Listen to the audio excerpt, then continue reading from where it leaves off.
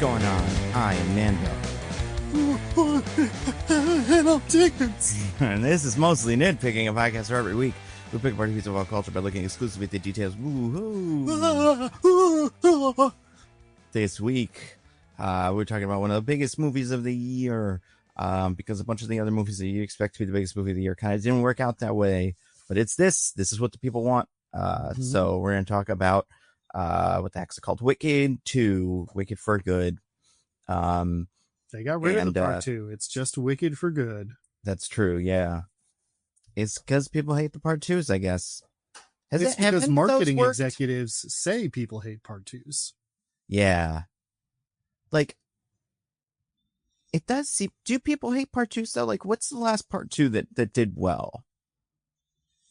I don't know. They haven't made part 2s in so long. Yeah, so many of them have been changed. I guess there was a Harry Potter. That one got a part 2 back in the day. Yeah, I mean, the Harry Potter and Hunger Games ones were obviously huge successes. Yeah. But yeah, it seems like if it's not based off a book the kids love, people feel cheated by the idea of a part 2. I think those did really burn a lot of the goodwill, though. The idea of, like, we're going to split these things up so there's a good one and a boring one. And, like, it'll depend on where the cool stuff ends up. That's not fair, Nando. Both the Harry Potter movies were bad. Yeah, that's true. Yeah, and the Hunger Games is, I can't remember where we landed on the last 2. But I remember at the time... We were generally more on the positive side about all of them, if I recall. Yeah, for sure. I remember at the time there was a lot of, like, they're not really doing the stuff that is exciting until 2. But I think the stuff in 1 was kind of compelling, mostly because of Hutcherson, who... Obviously, you know, the Hutch was really holding it down. It's about to be Hutch season again, with Five Nights at Freddy's, which I'm very excited about. Hutchtober in December, we call it. That's right. But you know, and it's so funny. Did you see, you know, Matt Rogers from, like, Culturistas and stuff? It's like a comedian. Yeah, did you see his new Christmas album? This is what it's called. No. It's called Christmas in December. You gotta remember why this was the season, you know. That's pretty funny. But yeah, the also DJ's not here this week. I feel like we didn't do that last week. He's like had announced that, so he was still lone wolf and cubbing last week. Yeah, he's out doing the lone wolf and cub thing.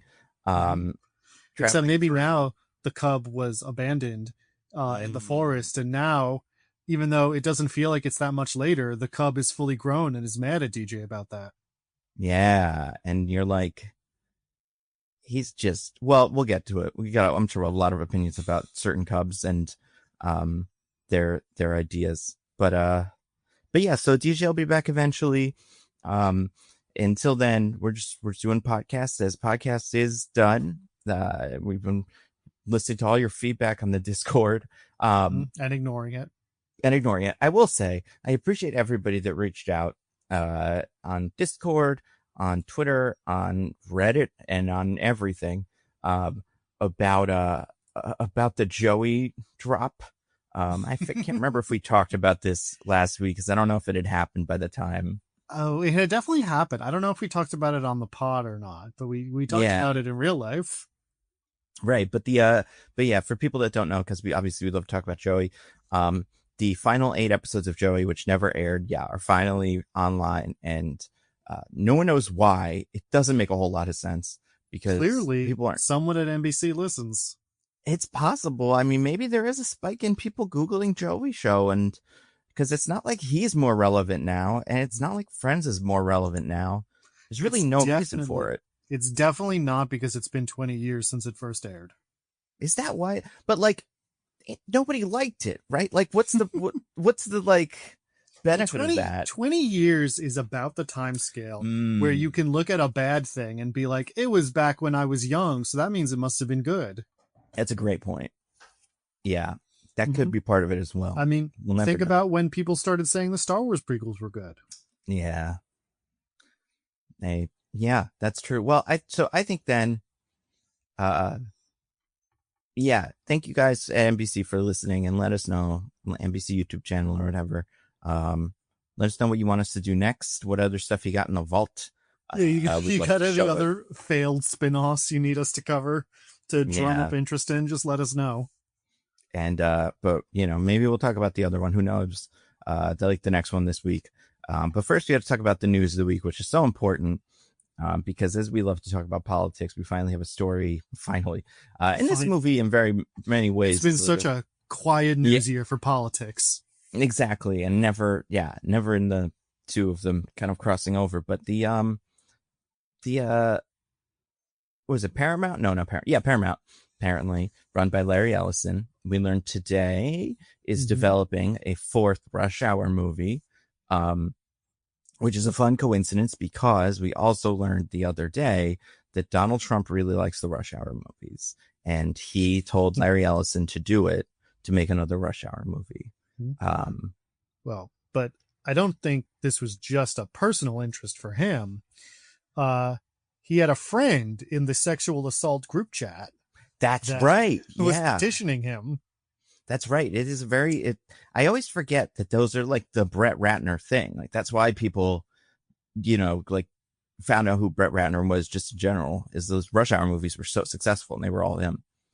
And he's apparently back for it too, which I was kind of surprised by.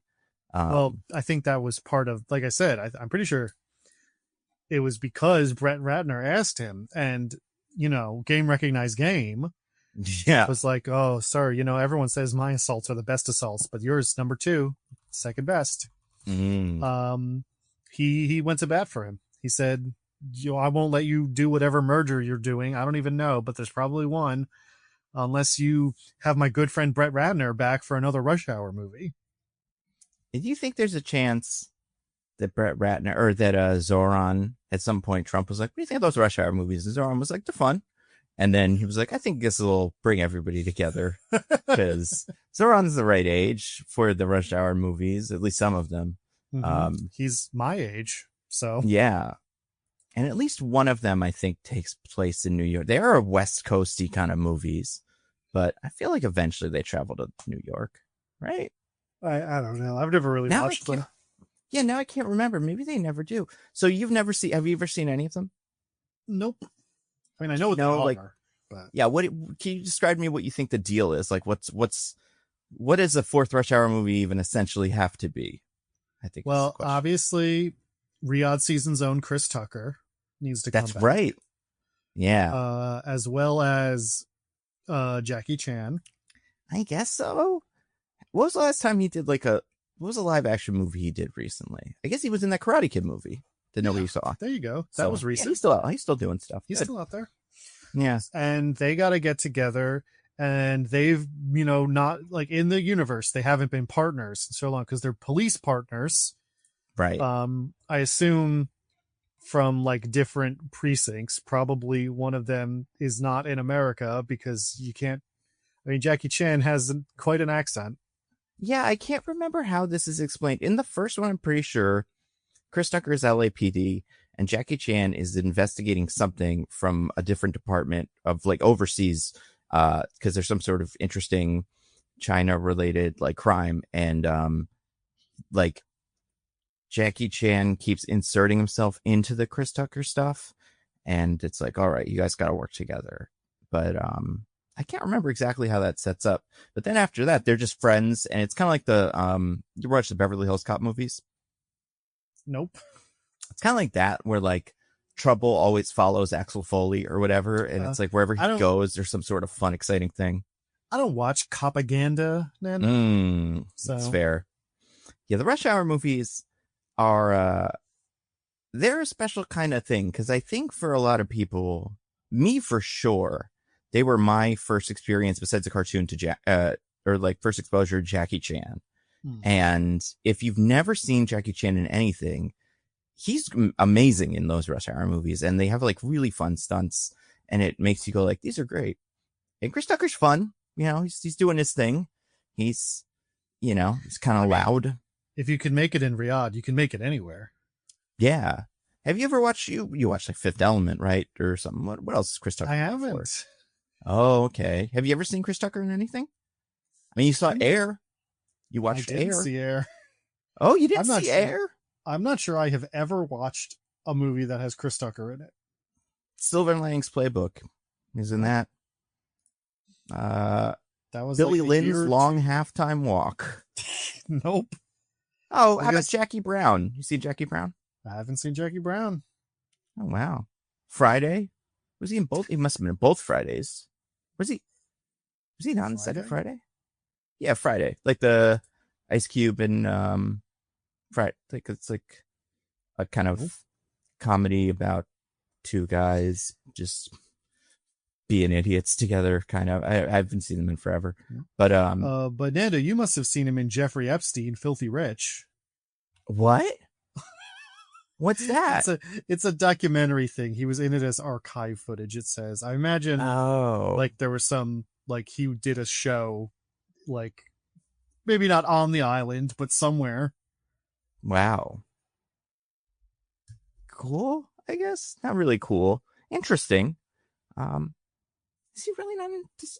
Why is the second? Is he not in the second Friday? Maybe that's a thing where he didn't come back for Friday After Next or whatever. But anyway, yeah, those. Oh yeah, Mike Epps is in that one. Looking at this, yeah, it's surprising. I guess he's just been living off those Rush Hour checks. The Rush Hour checks are good, and like those movies were huge hits. So I don't think he needs that much money. Also, yeah, he's in some music videos. He's in Mace Feels So Good, like classic, one of the classic rap songs. Probably still classic. I bet you've heard it. I bet you would be like, that's a song. It's possible. I would need to hear ring it. Any bells? Oh, okay. Maybe we'll play it over the break and you'll be like, wow, what a great song. But anyway, yeah. It's one of those songs that is great and features way too much P. Diddy now to be fun.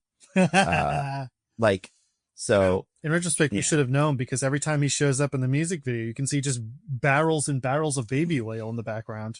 I mean, we never found out what was in those Ciroc bottles. And at no point, there were some music videos where P. Diddy would have Ciroc, just two bottles of Ciroc, and he would just be holding them in the background, like someone spinning a sign. But he never opened them up and drank from them, so maybe those were secretly hiding baby oil. It would have a similar look. We have to consider the possibility. But yeah, so you've never seen a Rush Hour movie, huh? They really are fun. Except I've never seen 3. I don't know. I've seen parts of 3, but generally I know 3 is looked down upon in the Rush Hour community. Didn't we do a Rush Hour for this? Maybe you and DJ did. Yeah, maybe. That's such a shame, because Rush Hour 2 is pretty funny. It has a bizarre scene that maybe you have seen outside of this, where, what is his name? The Entourage man, the one who's famous. No, the one who's famous from Entourage. I'm looking from him on the Jeremy Piven. Yes, Jeremy Piven plays, and this movie came out in 2001. Because they go to Vegas and they have to kind of blend in as high rollers, because the crime in Rush Hour 2 involves like a casino. So they go to the Versace shop, and the Versace salesman is Jeremy Piven doing the most offensive gay stereotype you've ever seen. But also Jeremy Piven? There's no. I know. But this is a, it's memorable.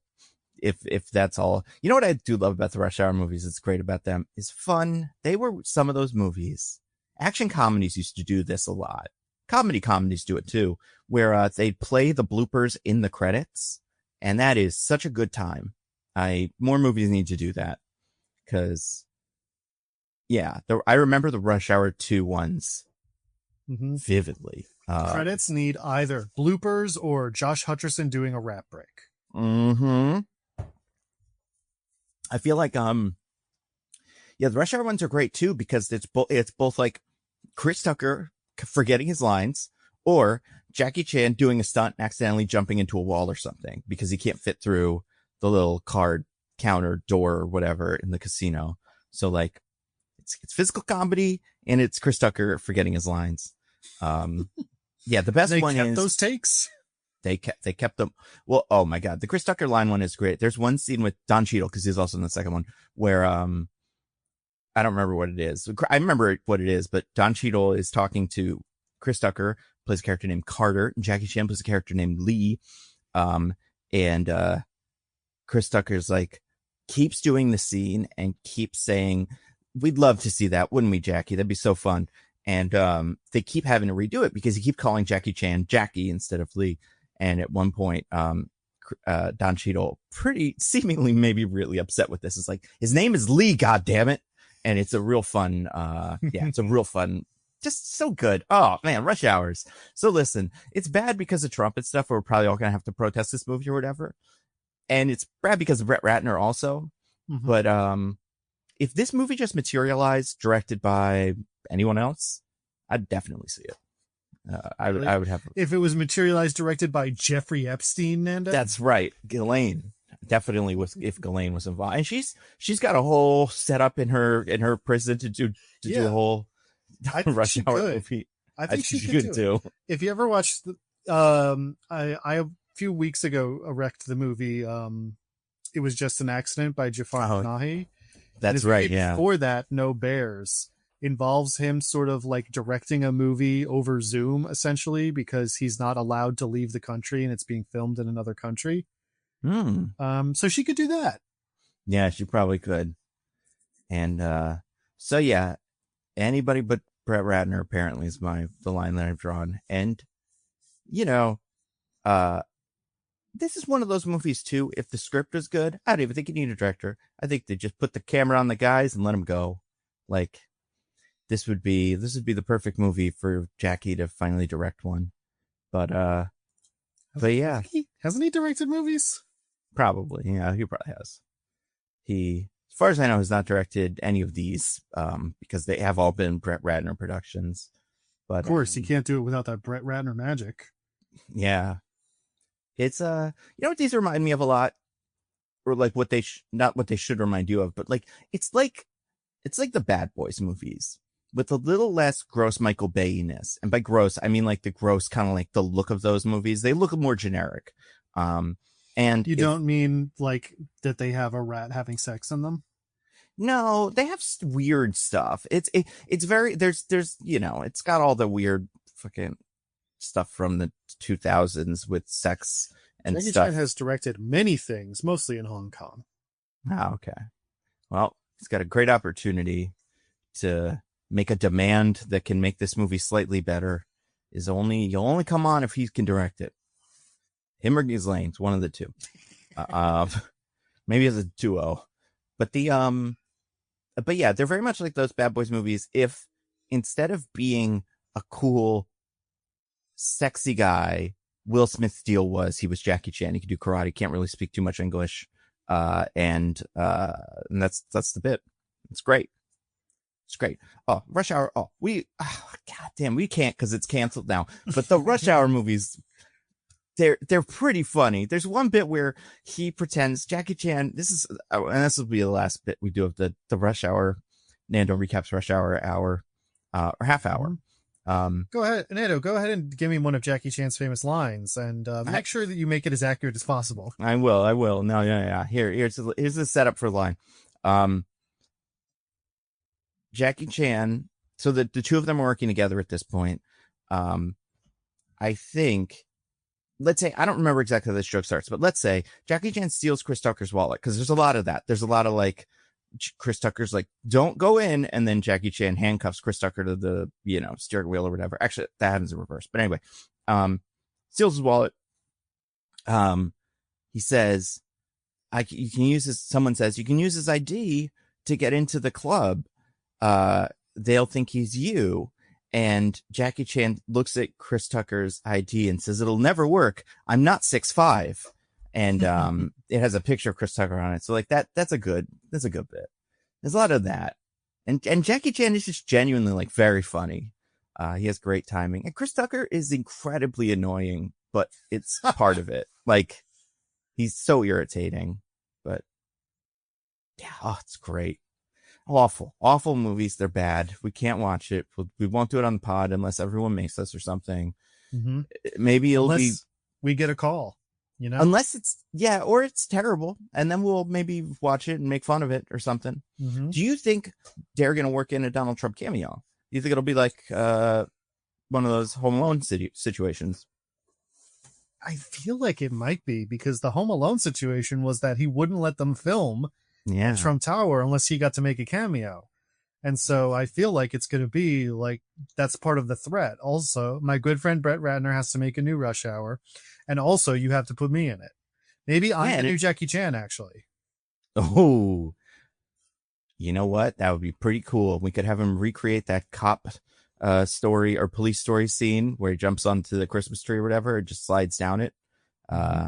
See if he could do it. Maybe. He's really cool and he's in great shape. You know, he only weighs as many pounds as that one guy said he did that one time. He's the healthiest person who's ever lived. So that MRI told us that he's ready for Jackie Chan level stunts. Whatever it was actually looking up, it actually found out that he's Jackie Chan in disguise. But yeah, so they should try that. Yeah, is this a bad thing? How about this? Do we think, I mean, it's a bad thing. Do we think that Donald Trump now getting his way, he might try to get into other stuff he likes? I read an interesting article, or was looking at an interesting article that apparently, in one of his books, Donald Trump said, or someone said that Donald Trump would fast forward through the boring parts of movies to just get to the fight scenes. So like he would watch. Strikes me as that kind of person. In this, the explanation or the example they give is that he would watch Bloodsport and he would have one of his sons, I think, fast forward through all the parts where anybody was talking. So he would turn a 2-hour movie into 45 minutes. So it was just fight scenes. You can't get through the talking parts of Bloodsport? I mean, to be fair, the accent is rough, but also, yeah, that's, he couldn't do it. He can't be bothered. So, he probably didn't even, he had no idea what anybody was doing in that movie. But yeah, so yeah, what franchise do you hope never falls into his clutches? All of them, I guess? You know, the most plausible one based on his interests that I really don't want to see is a new crack at a Phantom of the Opera movie. Oh, he does love, or Cats. He could be Crisabella. He loves memories so much. That would be so great. But yeah, Phantom of the Opera is a good one because you could film that in the ballroom partially if they want, or like in, you know, some of the maybe I made a big ballroom where you can make a Phantom of the Opera. This is the Opera House. Yeah. And also I'm in it and I'm I'm the Phantom. He's the Phantom? Okay. Yeah, I imagine. Because the Phantom's ugly, so he can't be the Phantom. Yeah. Well, that could be the twist. Is he takes off the mask, but he's more handsome underneath the mask. He's actually incredibly handsome. And Christine's like, "Oh, Phantom, actually, I do love you." And they kill Raoul and they go off and get married. That sounds right. He must love Love Never Dies. Yeah, I mean, I still haven't seen it. I know there's some versions of it popping around online, right? Like you can watch it if you try hard enough. Oh, I have watched it. Yeah, so I really gotta check that out one of these days. Oh, you should. It's unbelievable. Yeah. Who else? What other famous people?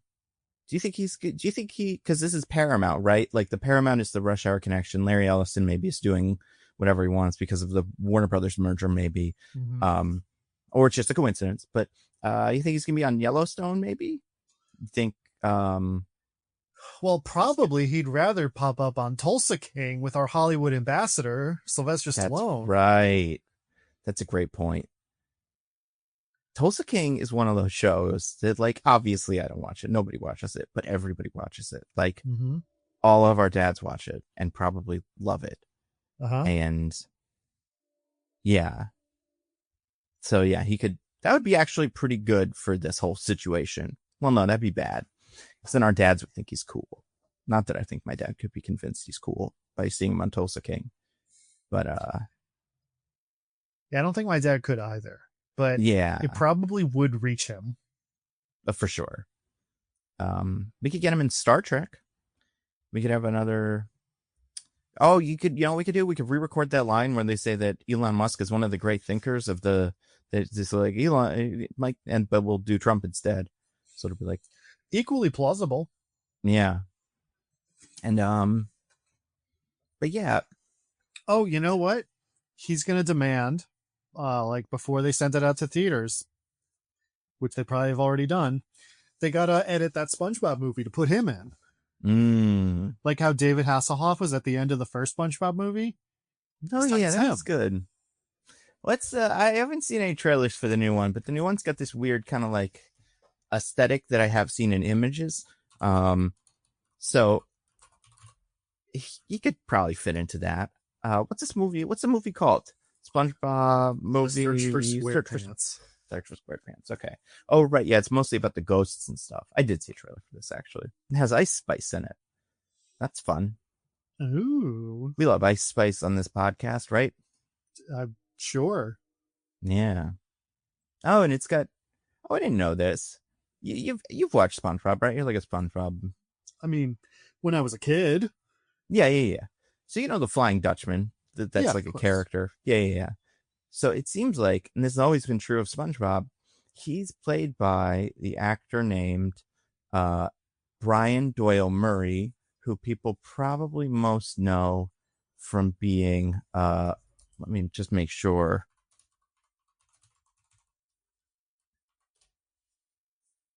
Oh, this guy in Caddyshack. Oh, he's in Caddyshack. He's like an old movie star that people would recognize, like a comedian. I kind of recognize his face, but I don't know what I would recognize it from. But cool. I just kind of assumed that was also Tom Kenny or something. But it appears that it's not. Frankly, I'm surprised to learn that it isn't. Yeah, like especially because the voice of like Patchy, the guy, I just assumed he's the voice of that because he kind of sounds like the Flying Dutchman. But yeah, it's not that. It's this guy. This guy's been in so much stuff. Oh my God, what an incredible. Well, once he was the Flying Dutchman, you know, the offers just came pouring in. And not even that. Well, yes, that for sure. But even before Flying Dutchman, because what was SpongeBob, like 99? He was in like Rocket Power. He was in Jackie Chan Adventures. He was Gnome Cop. I kind of remember this. Gnome Cop was like, I think, a show that Jade watched. Yes, and the Rat Talisman gives him powers, and he does sound like the Flying Dutchman. That's a great. Wow, look at that. All right. Cool. Good for Gnome Cop. I like this. I was trying to find more stuff that was like kind of more famous. Oh, he's in a couple episodes of Seinfeld. Mel Salinger. I don't know. This is what the podcast is. It's cool. It's looking people up on Wikipedia. Looking people up on Wikipedia and then going, oh yeah, that thing. Like that. Oh, he's in Groundhog Day. He plays Buster. I don't remember who that is. He's in both Wayne's Worlds. Or no, one Wayne's World. Plays a character named Noah Vanderhoff. I feel like there's something that's going to be... Oh, he's in Ghostbusters too? Wow, this guy. What a career. Incredible. Wow. And he got to cap it all off by being in a SpongeBob properties for the last 25 years. Oh, man, it's probably such good money. Too. You probably come in, do, not like it's like good money forever, but it's probably so reliable because that movie or that show never ends. It's basically all Nickelodeon does these days. Yeah, that and like probably some show that's like, what's the that one show that MTV does a million of, Ridiculousness or whatever. Oh, I don't know. Oh, you never seen it? Yeah, it's a big thing, but they probably got one of those. It's mostly like Ridiculousness is kind of like America's Funniest Home Videos, I believe. And it's just people watching clips and going, wow. It's kind of like this. So kind of like this show. Yeah, it sounds but good. There's visuals. Yeah. So I'm kind of surprised it's not as popular. Like we're not as popular as them. But anyway, you know what is popular, Diggins? What? Wicked. Wicked is so popular. Are you sure? Somebody assured me that it would be the bomb of the year. Oh, did somebody? It wasn't me, was it? I don't think it was me. No, somebody who is currently off on their own adventures assured me. Hanging his head in shame, yeah. Mm-hmm. He, it's still got a week to lose all that money somehow. That could happen. It still has a week to stop doing better than the first movie. Mm-hmm. And just totally give up turn out that all the money was part of some scheme. They didn't really have it at all. And Bernie Madoff came back. Somehow Bernie Madoff returned. And but yeah, we're going to talk about Wicked for good. And is there even a colon? Can't even check because I can't look at the thing. Don't know. There is usually. It seems like. Okay. Yeah. It's a great film, kind of, in terms of budget or box office. It's made great money. Directed by all the people from the first one, starring all the people from the first one, pretty much everybody, a couple new people, but more or less only a couple. Yeah, but only a couple. More or less, it's the same thing. There's a lot of stuff that's interesting about it, so we're going to talk about it. And to start that, we have to do the IMDb B as in spelling bee, which I'm thinking about it now. I think I won last week, right? You did. Yeah, I get to tell everybody where the IMDb B as in spelling bee came from. So this is actually, I'm not sure what country this is from. Let's say China. I think this is Chinese folklore. There's a dimension with 9 dragon lords. They were vanquished by Chi warriors sometime in the past. I'm going to say it's like a while ago, but it could be recently. And you can do spells to summon their essence into the world, and it creates. Sometimes it goes into little boxes, but sometimes it goes into an animal that kind of resembles them or something. And then that animal can speak, but it can only speak the words of summary for movie, which is how you have to find. You have to go through all the dogs in the world and wait till one of them says like follows Riley, and then you're like, oh man, this is the the wind dragon or whatever. So there's so that happens every couple of days, once for every new movie, and the adventurers find the dragons by just checking out all the animals.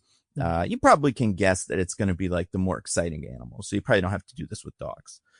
But that's why some people on the internet have videos of their cats, then they kind of sound like they're talking. It's because they've been possessed by one of the dragon lords. You know what? That makes a lot of sense now that you put it there. Yeah. So that does happen.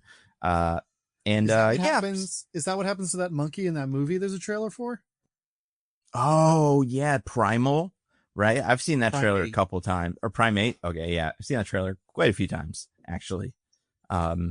I've had a really good run recently of going to the movie half hour late and getting in exactly as Nicole starts a monologue. Like I've been, it's been so good. You can barely even call it a monologue these days. They've got so much of it. It has been shortened. It's a travesty.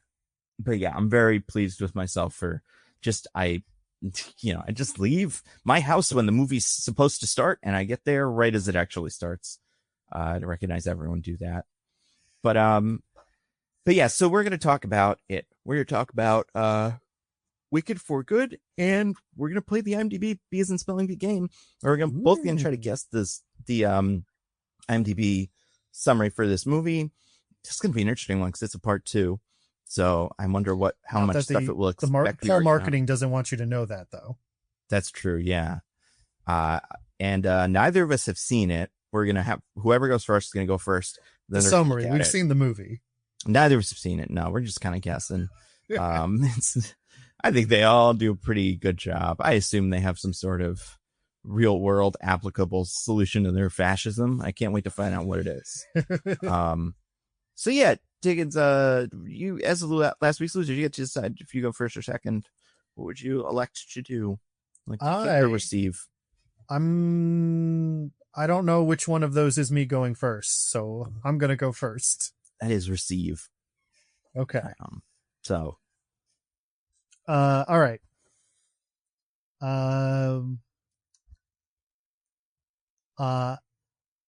In the epic conclusion to the Wicked saga, Elphaba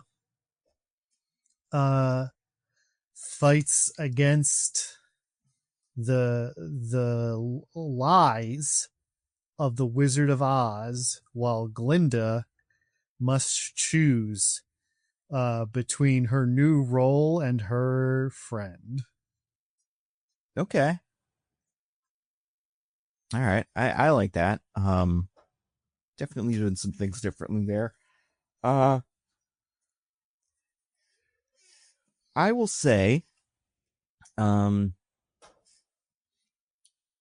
after the wizard turns Elphaba into Oz's ultimate villain,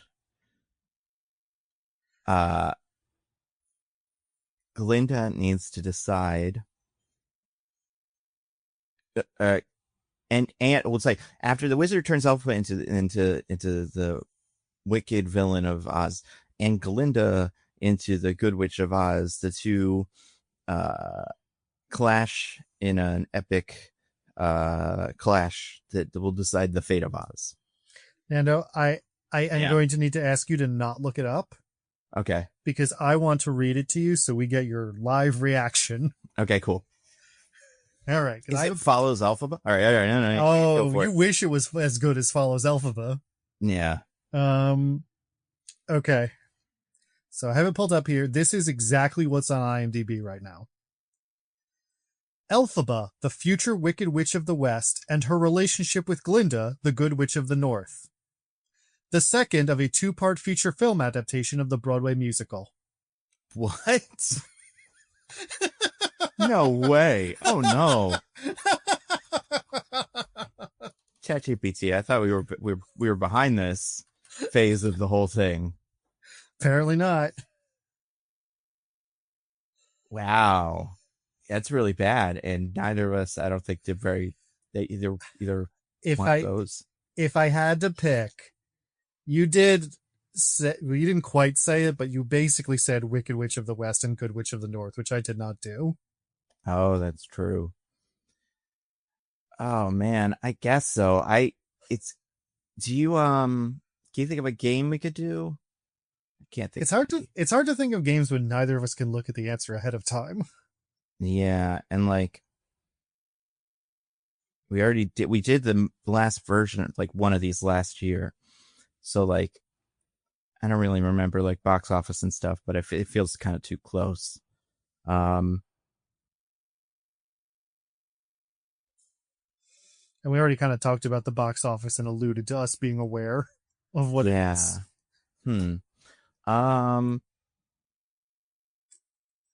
I mean, we could do something related to another movie that neither of us have seen. Yeah, how about this? We do not over under, but you guess as close as you can to the runtime of Oz the Great and Powerful, the one with James Franco. Oh my! I've never seen it. I don't even know anything about it besides he's in it. I think Anne Hathaway's in it. Write it down, so we're not going to say it. I don't have a piece of paper, but I will write it in a Discord message that I will send as soon as we say go. Okay. I've really got to like decide this. How long ago was that movie? It was pre James Franco's cancellation. Yeah, I think it was at least 10 years ago, maybe 15, somewhere in that window, I think. I can't remember who made it. It might be Danny Sam Raimi. It was Sam Raimi? Okay, yeah. So there was like he did well, yeah, I feel like that's where there's a gap in his career. I'm gonna say I have my guess in, so whenever you're ready.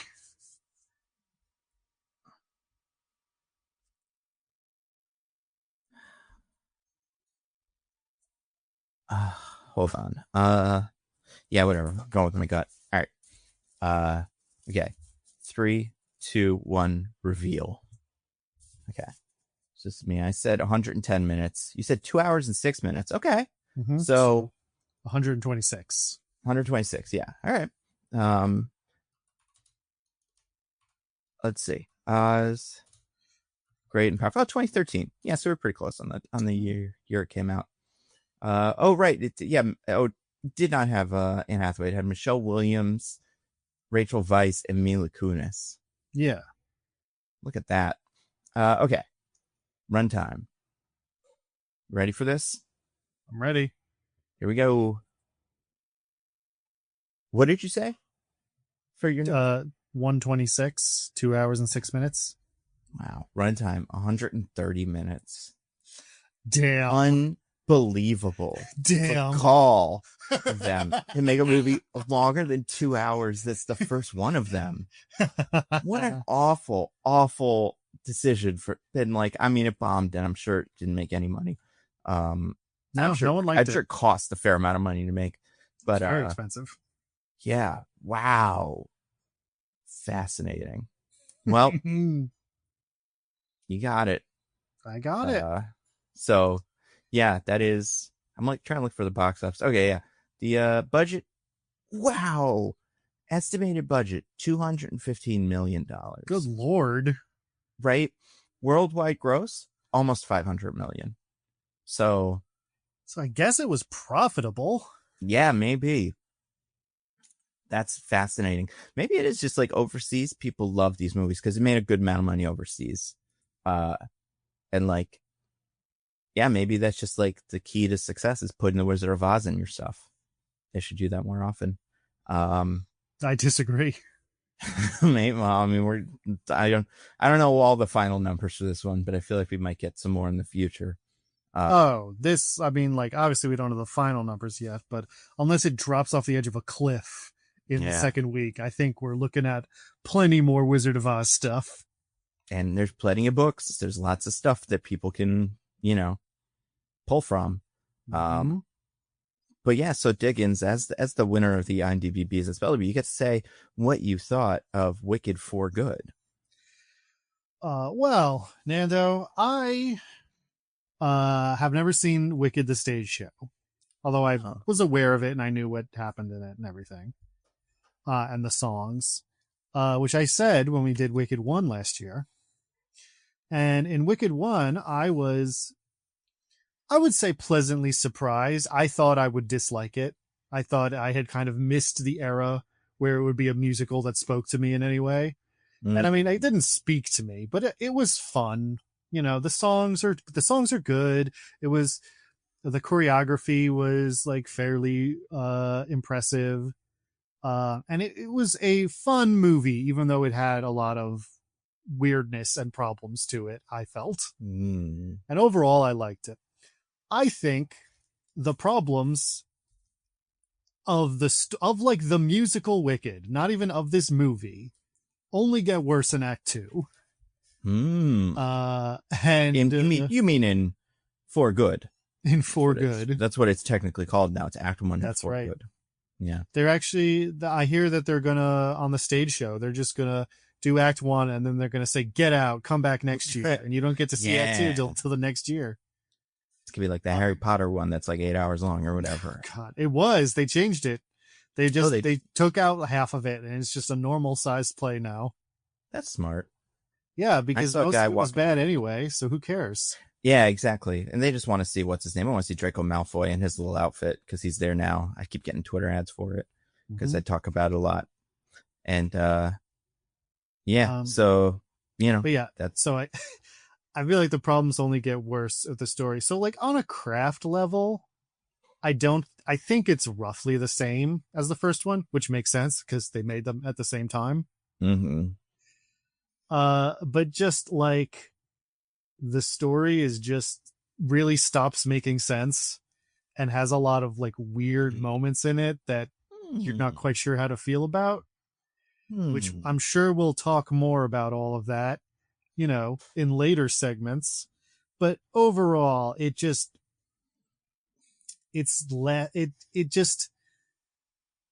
when it's Act 2 of a musical and you're like riding high on the good feelings of Act 1 and you go through Act 2 and it's like moving at a decent clip because it's only like an hour, the second act, if that.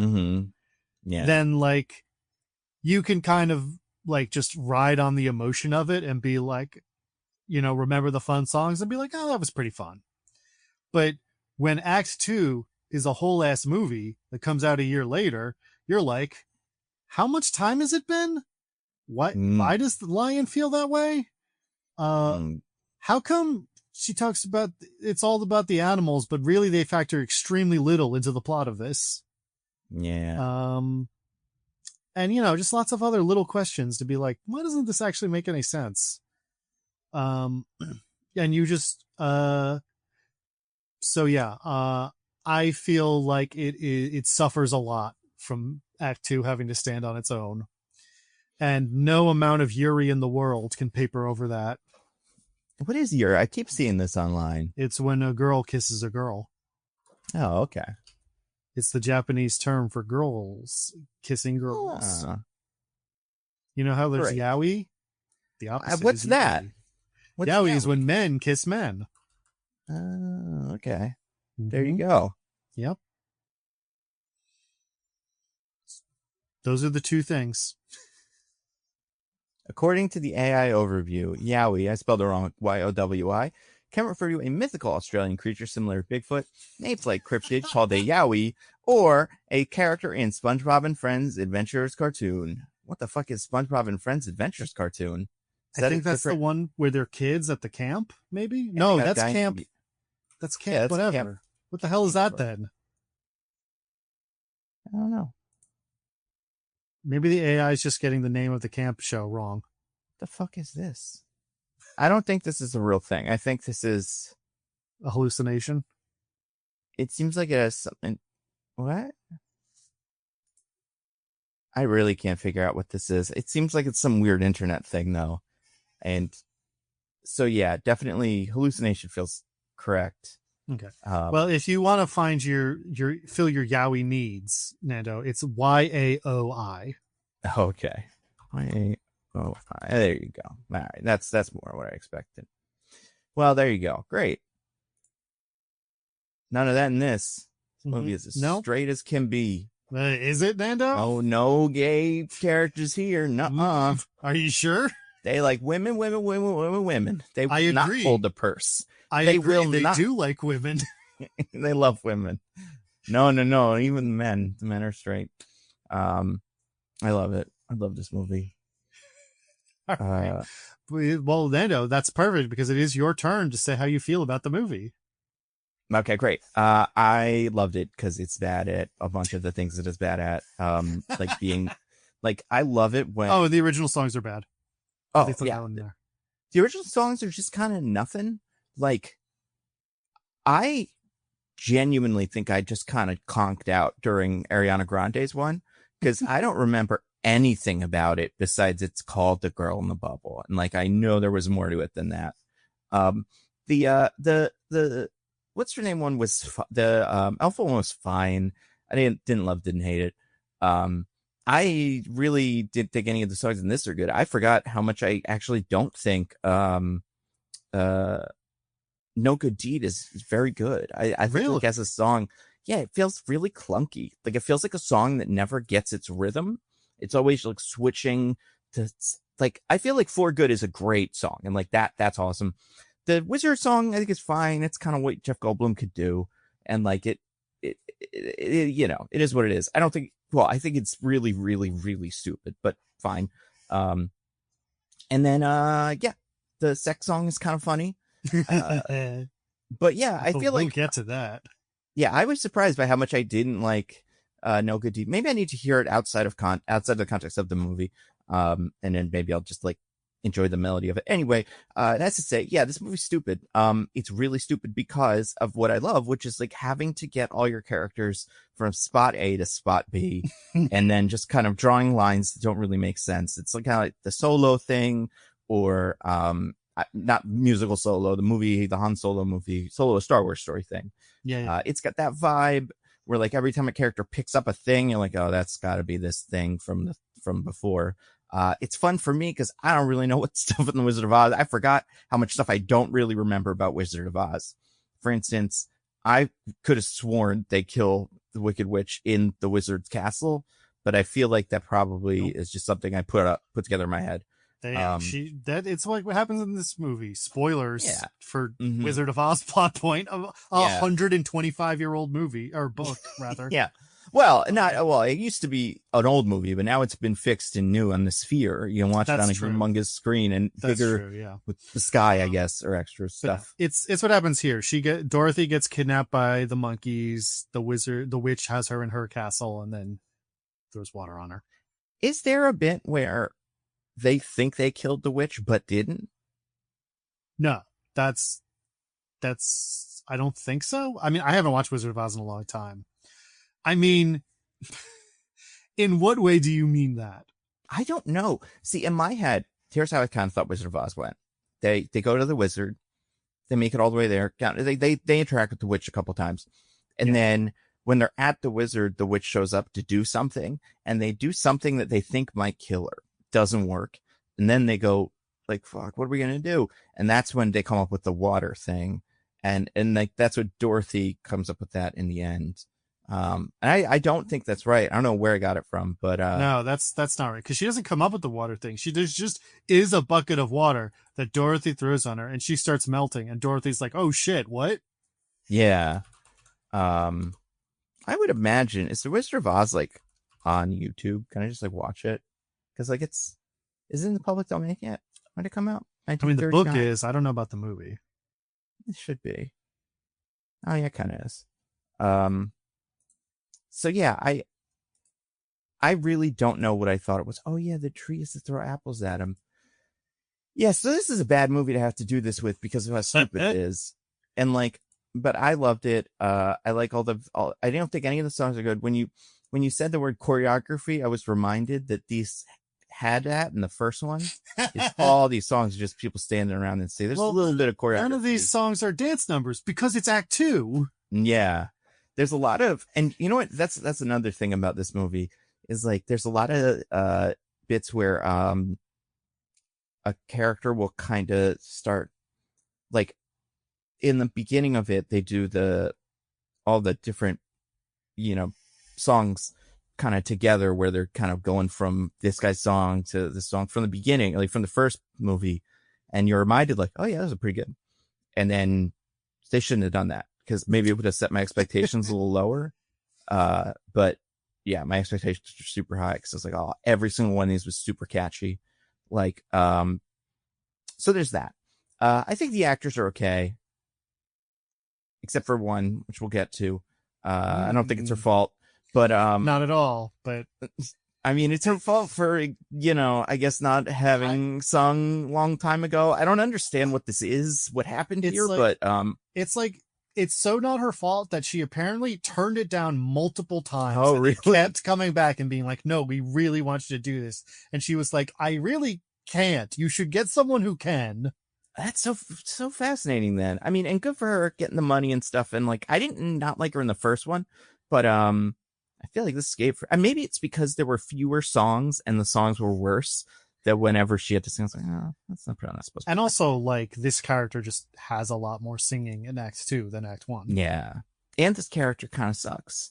Like, it's not a good character, interesting, and it's one of the only ones that I don't think is in the original Wizard of Oz, so it's like, extra sucks. So yeah, it's pretty bad. That being said, I enjoyed some of the things about this. The production design of this is fun. In certain points, the animals look stupid. I liked when the movie was like, and now Wizard of Oz scene happens, and then we skip that, and then we had to do the movie again, and I'm like, I guess they probably just did that scene from Wizard of Oz. But wait a second, why? When now they think about it, why did Elphaba show up at the Dorothy's thing and act like that? Like, when Dorothy shows up, like, for the first time, why does Elphaba do the whole routine with Glinda? Because, like... Well, they don't act... So, in this movie, that doesn't happen. Elphaba doesn't show up till after Dorothy leaves. Okay, that makes more sense. And that's another problem, is, like, I'm assuming, based on the way they've dealt with the dog, that they did not have the rights to the movie The Wizard of Oz or something. Is that true? I don't think that's true. Oh, that's not true. Okay. The way that Glinda mispronounces the dog's name and never says Toto made me go like, oh, it's not that in the book, or it's that in the book, but maybe not, like it's different in the movie, and they can't reference the movie one directly. So they're getting away with it in this way. That was my guess. No, I think they were just trying to be overly cute about it. Oh, okay. It was very awkward. But yeah, no, this movie's not very good. You know, like I said, I think the one song that's good is good. I think most of the performances are okay, and I think some of the plot lines are genuinely insane and come so far out of left field that I really, really enjoy them.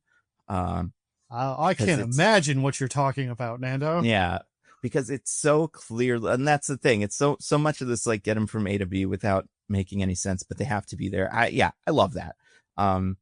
That's my favorite part of it. Yeah, and yeah, all the actors are weird. Or like all the characters are weird.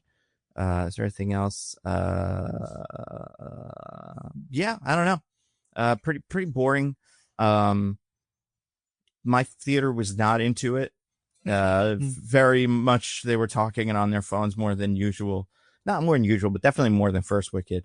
However, I did see First Wicked like in Texas or something, so maybe that's different, like a different group. But like this crew seemed like they would be into Wicked, and they just weren't. So yeah, some of the design stuff looked cool, and some of it looked really dumb, and that maybe isn't a problem in the stage play, but I don't remember what it looks like in the stage play, so maybe I don't know. The whole thing sucks. On the stage, there's a greater sense of suspension of disbelief, where like you can sort of gesture at the idea of a costume, and people be like, "That's what it is." Yeah, no, you're right. In a movie, if you do that, it's like, well, that's stupid. Why don't you just do it? Yeah, yeah, this movie's great. I love it. One of the worst movies of the year, in terms of like plot and stuff. We'll talk about it, but yeah, it's a masterpiece. I'm excited that it's making lots of money. I can't wait for them to try and make the third one. But like, I know nothing about the other books. I know that there's a little bit more chaos at the end of this in the books, I believe. I don't think the twist at the end happens in the book. Oh, like the very end. Which? Oh, okay. You know when that CGI abomination comes on screen? I know exactly what you're talking about. Yeah. So I'm thinking, like, even that, I feel like some of the stuff where it's like Oz, I guess the idea that Oz is going to be okay, I'm like kind of annoyed by in this. And I believe in something, it's less that. It's more like, Oz is fucked. But like, yeah, that's part of it, is like all these movies and shows, and there's lots of them, that do some sort of what about fascism, kind of thing, which I appreciate. I think that's good when you kind of try to make them analogs to our modern day. You got to have a solution that isn't this stupid for it to not feel cheap and dumb. Like, it's something I'm worried about with the second season of that Daredevil show, but I think maybe they'll figure it out because I think it's a little simpler there. But like the way this ends is just so, fucking sucks. Loved it. We'll talk about it. I'll talk about it because I'm going to do the summary for this movie, Wicked for Good. You excited, Diggins? Couldn't be more excited. Let me get one of my fancy clocks up. It should probably be the corn one again. I think the corn would make sense here. Yeah. We got that Kansas girl. Exactly. Which Kansas girl? I haven't seen any. Yeah. Huh? Pepsi. We all, where is it? Oh, here we go. Wait, no, that's not it. It's in here somewhere. I'll figure it out. Oh, yeah, here we go. Thanksgiving corn timer. I forgot. Yes. Yeah. I mean, perfect time for it. Reason for the season, exactly. So we will start the thing right now. So, like we were saying, this movie starts with a bunch of music from the other one, and stuff, which is interesting because in general with this movie, there's not as much music as you would expect. I would say it's kind of lighter on the music. Yeah. Than the first one, which reminds me actually about like music. It reminds me of episode of the show Joey I watched recently. Oh, Joey, the 2005 to 2006 spinoff of Friends. Yeah, the one that is going on YouTube right now because of for who knows why reason. It's actually, I think it's episode 16 of season 2 called Joey and the Party for Alex. There's a bit where Michael's not a DJ. It seems like be a DJ. That reminded me of the not as much music as in the movie. So, have you ever seen that one? Yeah, I actually did watch that one recently, coincidentally. You know what? It had a lot of interesting stuff in it. First of all, maybe the most upsetting thing I've ever seen in my life, because of the plot point that I'm sure you also took issue with. Let's say it at the same time. 1, 2, 3. Alex is only 30 years old. No. The idea that Alex is turning 30 is like the big idea of the episode. And she's like, oh my God, I'm only 30. What can I even do with my life? I'm so young. I'm so old. I haven't even done all these things I wanted to do. That was crazy to me. But that's true. The friends were young. I would, in universe, how old would you expect Joey is? Joey, there was an episode of Friends about how they have all turned 30. That was like, I want to say like season 6. So he's in his like late 30s at the youngest. Okay. I can live with that then. Honestly, this is the kind of age gap that might not fly in Hollywood these days. The Zoomers would be upset about it because she's only 30 years old, although they're not dating. She's dating Dean, who's actually much older than Joey. Yeah. So that's the age gap relationship the Zoomers wouldn't be happy with. Yeah. But I mean, that's more of an alpha thing. I don't even know. But the whole bit is she's turning 30. She's got all these regrets or like list of things she hasn't done. So she bothers Joey in the middle of the night. She's like, Joey, I need to do things on my list. And one of them is to like tell off an ex-boyfriend or something like that who cheated on her. So she calls him, and this is Joey's idea because she's about to turn 30, but she hasn't done it yet. So she calls him and then gets his daughter, I think, and then leaves a message with the daughter. The exact time of her birth. Like, well, she does live in LA, so she probably has done her star chart. Oh, for sure. Yeah. I mean, I don't know the exact time of my birth, but I know like kind of when it was. I know it was in the morning. That's all I got. Yeah. So that's all you need for this, because then you could. I mean, when you turned 30, did you have a list of things you wanted to do before you turned 30? No. Maybe we need to make one for a different age, 40 or something. Or we could reverse age like that old guy who uses his son's blood or whatever. That's true. I was going to say, who could even imagine being as old as 40? I assume I'll be dead. Point. Yeah. Well, there's all kinds of options for, things that could get us, these days. I mean, there's always been things that could get us, I guess, but, we're always getting better on Earth at annihilating the planet and stuff. So you never know. But either way, so Alex is turning 30. Joey's like, oh man. But the whole thing with Joey is like, he's upset that she's dating the other guy, Dean, even though Dean is cool and Joey still likes Dean hasn't done anything like reprehensible yet. But Joey has like complicated feelings like about Alex, and she just thinks he's a friend. So he doesn't want to like see her too much. But then they go to that bar that we've been to maybe twice before. That standard the hangout. Yeah. Do you remember what it's called? Not even a little. Formosas, I think, or something like that. Like Taiwan? Yeah, I'm looking at the list now. Or I'm looking at the outside of it now. Yeah, just FORMO. Maybe MOAR? That can't be right. I don't know. It's probably a real place. Whatever it is, it's a classic, it's like the Central Perk of this show. So everybody, but maybe by the end of the show, we'll know it. And who to our wandering eyes does appear, even though last week Diggins said that a certain character would never show up again. So I looked it up when I saw him in this, and I was like, wait, what? He heroically returns. It was the last 5 episodes he's not in. Okay. So he's probably gonna die in the next. Okay. So Zach is back, and him and Michael. I think next episode. I think we have time with him. Yeah, that makes sense because next episode is called the one where Zach sacrifices himself, and I assume he's pushing Joey off a train track or something. Something like that, I'm sure. Yeah. But yeah, Michael, Zach, and Joey just had at this classic bar that they love so much. This is a classic bar, by the way, and we'll get this detail here. It's like a dance bar as well, including there's a DJ booth set up, which I don't remember seeing the last time we were here. But it is, I don't believe so, important now.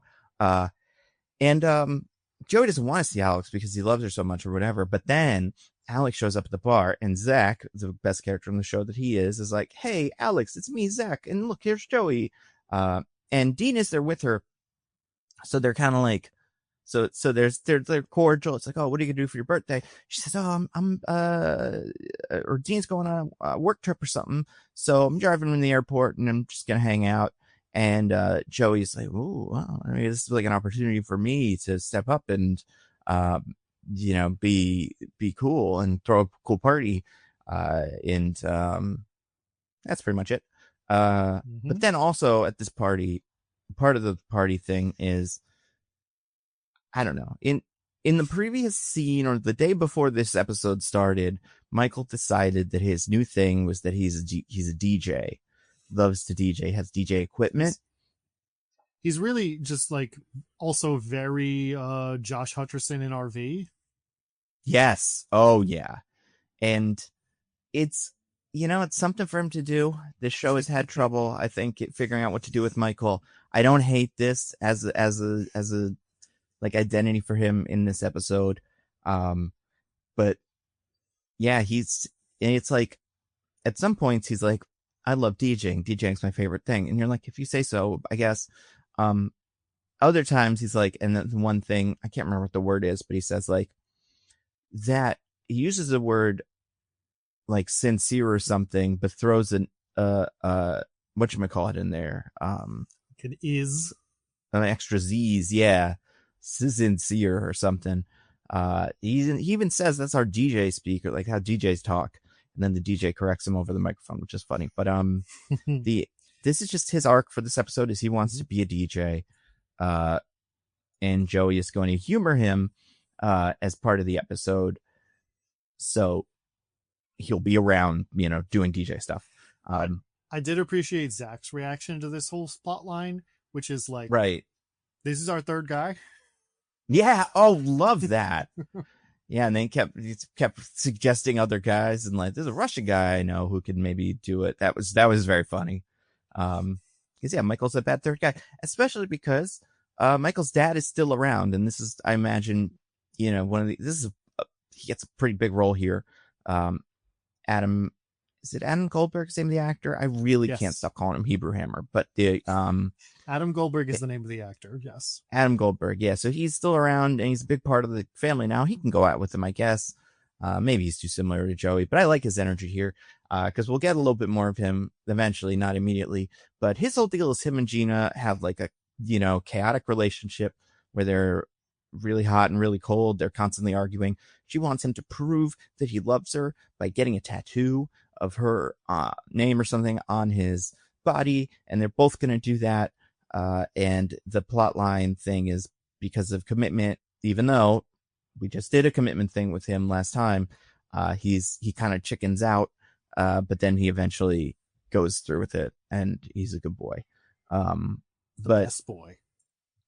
Yeah, I mean, and they love each other so much. Still hasn't figured out the Michael thing yet. It's coming, I'm sure, but yeah, they're not there yet. I mean, maybe the show got canceled before we got there. That's true. I have to imagine. They keep bringing it up, though. I think it's got to come up. I don't know where, though. I'd hope it, there's a lot of opportunity for, like silly bits. Like, I'm trying to remember, isn't there a bit where I like the bits where he says something like, "I didn't even have a son," or something. It kind of reminds me of the movie we watched this week. But like bits like that where like he's really oblivious to it, but everybody else knows, and that those can be fun in a show like this. But anyway, speaking of oblivious, Marcy's back. Remember Marcy, you guys? No. So she was one of the women that they dated. Joey explained she was on the double date episodes, like season 1, probably, right? Or what's the season? Yeah, it's forever ago. And she's, kooky and crazy, new kooky and crazy things. Like, I think she, speaks in like weird, I don't even, what was this? Like, she says the thing, she speaks in like the third person kind of or something. I don't know quite what this cadence is, but it's like very, very manic. I don't know what she's going for other than to be annoying. Like the actress. Yeah. And she bumps into Joey at the store and then just follows him home and kind of stalks him for a little bit. As you do. And as you do, right? Yeah. And you figure Joey's famous, so like this probably is the first time this has happened to him. I mean, he has Howard already, so if anything, that would have been funny if Howard and her had to fight for dominance of Joey. Not really any Howard in this episode, but yeah. So she's just there, like in the window for a while, like a serial killer. But so Joey has to set up this kind of date situation for Alex.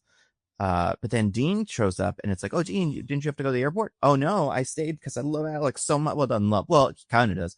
But like, he's just like, she's such a cool chick, man. I wanted to hang out with her. And what's this date all about? And Joey kind of covers by being like, oh, it's for me and Marcy. And Marcy comes in and totally plays along because it's what she wants. And I think she plays really along. It for her. I think she believes that he did this for her. Yeah. And, she's crazy and weird. I don't remember. Does she make another appearance in the episode? No, not after this. Although this scene does end with the implication that they're about to have sex, and Joey's just like, all right. Yeah. Whenever it's good take. I do. That is funny. I like that. What was I going to say? When Dean sees her, he's kind of like, okay, I guess she must be really crazy in the sack or something like that. I can't remember exactly what the term he uses, but it's that, because then Joey says she's crazy in every room. Oh yeah, that's right. That's right. So they're planning this big party, and yeah, part of it is Michael's DJing. He has his turntables, he has his box of records, he's got headphones, and he's got the whole thing set up. And the party is going to be at Alex's house / in the like living or in like the room space between their two apartments. Yeah, patio area. So, but for some reason, oh look, I got it going now. He's got a. Oh, never mind. This is, I don't know who that is. For a second I thought he had a Mace record, and I was like, we just talked about him. But his DJ setup for the party that's outside and in Alex's place is going to be in Joey's place. Yes. And Joey's like, well, I just won't plug it in. He'll never know. We'll tell him it's going great, and then that's it. And that's what he does. He never plugs in the amp, and until the very end, you can't hear any of the party music. And that's the bit, is Michael's just like coming out screaming like, is it good? Does it sound good? And Joey's like, yeah, put it louder or whatever. And that's it. That's Michael for this episode. Fine. I think, more stuff like this could honestly maybe work with him. This is where the Hebrew Hammer plotline pops back in. What's this one called? Joey and the Birthday for Alex. I gotta figure out, what is the character's name? I'm just gonna put them all. Jimmy. Yeah, this is a mistake to have it be named Jimmy. And his deal in this, which I think is worth mentioning, is he is a like crazy hothead kind of guy who hates and loves everybody immediately, and like will react really strongly to someone, and then when asked again, he would like, nah, he's all right. And they do that a bunch. I think he's kind of good in this, and it doesn't feel like it fully works for me, but I think it's working. Like it's more of a character than most of the characters on this show are. It's a very big, broad sort of character, which is like what a sitcom like this needs. Yes, exactly. and it feels kind of New York-ish. So like that also is like, yeah, he's kind of, that's kind of fun of these guys is they're transplants in LA. So, that part of it's fun too. But yeah, he's gonna go get the tattoo. That's really all it is with him. They so then the party starts, but Dean is there. But Dean is like, hey, I love this cool cat Alex. She's so great. I'm gonna propose to her because I'm old and weird. And like, yeah. And Joey's like, haven't you been dating for like 4 weeks or something, if that? Yeah. And Alex, I feel like we already know how Alex is going to react. We know Joey's an idiot, so like he's going to fuck it up. But yeah, if Joey did nothing, perfect opportunity to like, win this whole thing. But I mean, everything goes well for him in the end. But either way, they go to the party. He's kind of self-conscious about it. Alex does get proposed to, but then Joey interrupts because he's like, I have to know if she loves me, if I'm in love with her. So Joey gives Joey insane behavior. Well, insane behavior if like you're gonna just give her a big kiss. If you're gonna be like, hey, I have feelings for you, you're gonna do it right before. That's a little crazy, but that's sitcom normal. The idea that like this kiss is gonna be the thing that figures out whether they are in love is like, you guys are like, it's just whether you guys want to admit it or not. Also, I mean, it worked for Dean. That's true. It did work for Dean. And Dean's proposal doesn't go great, but everything goes wrong, including Joey's one other thing for the party, which is the Pips. Okay, so she wanted to be Diana Ross, in one of her things before she was 30. Which, I mean, forget about the fact that Diana Ross is Black and also a singer professionally. I don't know what she wanted to be. Like what? I think you mean Gladys Knight. Oh, Gladys Knight. Excuse me. Yeah, Gladys and the Pips. Who's Diana Ross? Diana Ross. The Supremes. And the Supremes, of course. Yeah. But yeah, she wanted to be Gladys Knight and the Pips. But yeah, what do you think she wanted? Like, what do you think was going on in her head when she was like, I'm gonna do this. I want to be Gladys Knight. Like, God, I feel like that must have been a very young age wish. Yeah, because there's some fairly large obstacles to that. Exactly. That a non-child can immediately intuit. And even if she wanted to be a famous musician, if that was it, as talented as Gladys Knight or Diana Ross for that matter, that's still like Diana Ross is aiming pretty high. That's true. Gladys Knight's, she's. Look, I'm not trying to say Gladys Knight isn't successful or talented. I'm saying Diana Ross is like up there with some of the best to ever do it. Yeah, that's fair. Which one of them's a fun poster? Who posts good? Is it Gladys Knight? She's still alive. Oh, I don't know. I feel like it's Diana Ross is what you're thinking of. Yeah, I think that's probably right. But yeah. So anyway, the Pips are there. It's weird. It's funny. I assumed these were the real Pips, but they're not. No, they're just three guys. Yeah. Well, I assumed this was like a cameo where these guys were, you know what I mean? Like one of those. Like they say it's a Pips cover band, but it really is the actual Pips. Yeah, but it's really them, and maybe they do bits where like no one would believe it's them or something. But as far as I could find online, it is not. They're just three guys who dress like them, and that's great. But yeah, so Alex is upset and kind of confused, and then everybody kind of fails. She goes up to the roof at the end of the episode where Joey's also in the roof, or Joey goes to get her. Like they've been here before. A set showing up for the second or third time. That's true. Well, they're trying to get their uses out of them before they're done, I guess, so they could have used them, and they worked out pretty great. But they what was I gonna say? They kind of agree to like figure out what their relationship is over time, and like, but that's it.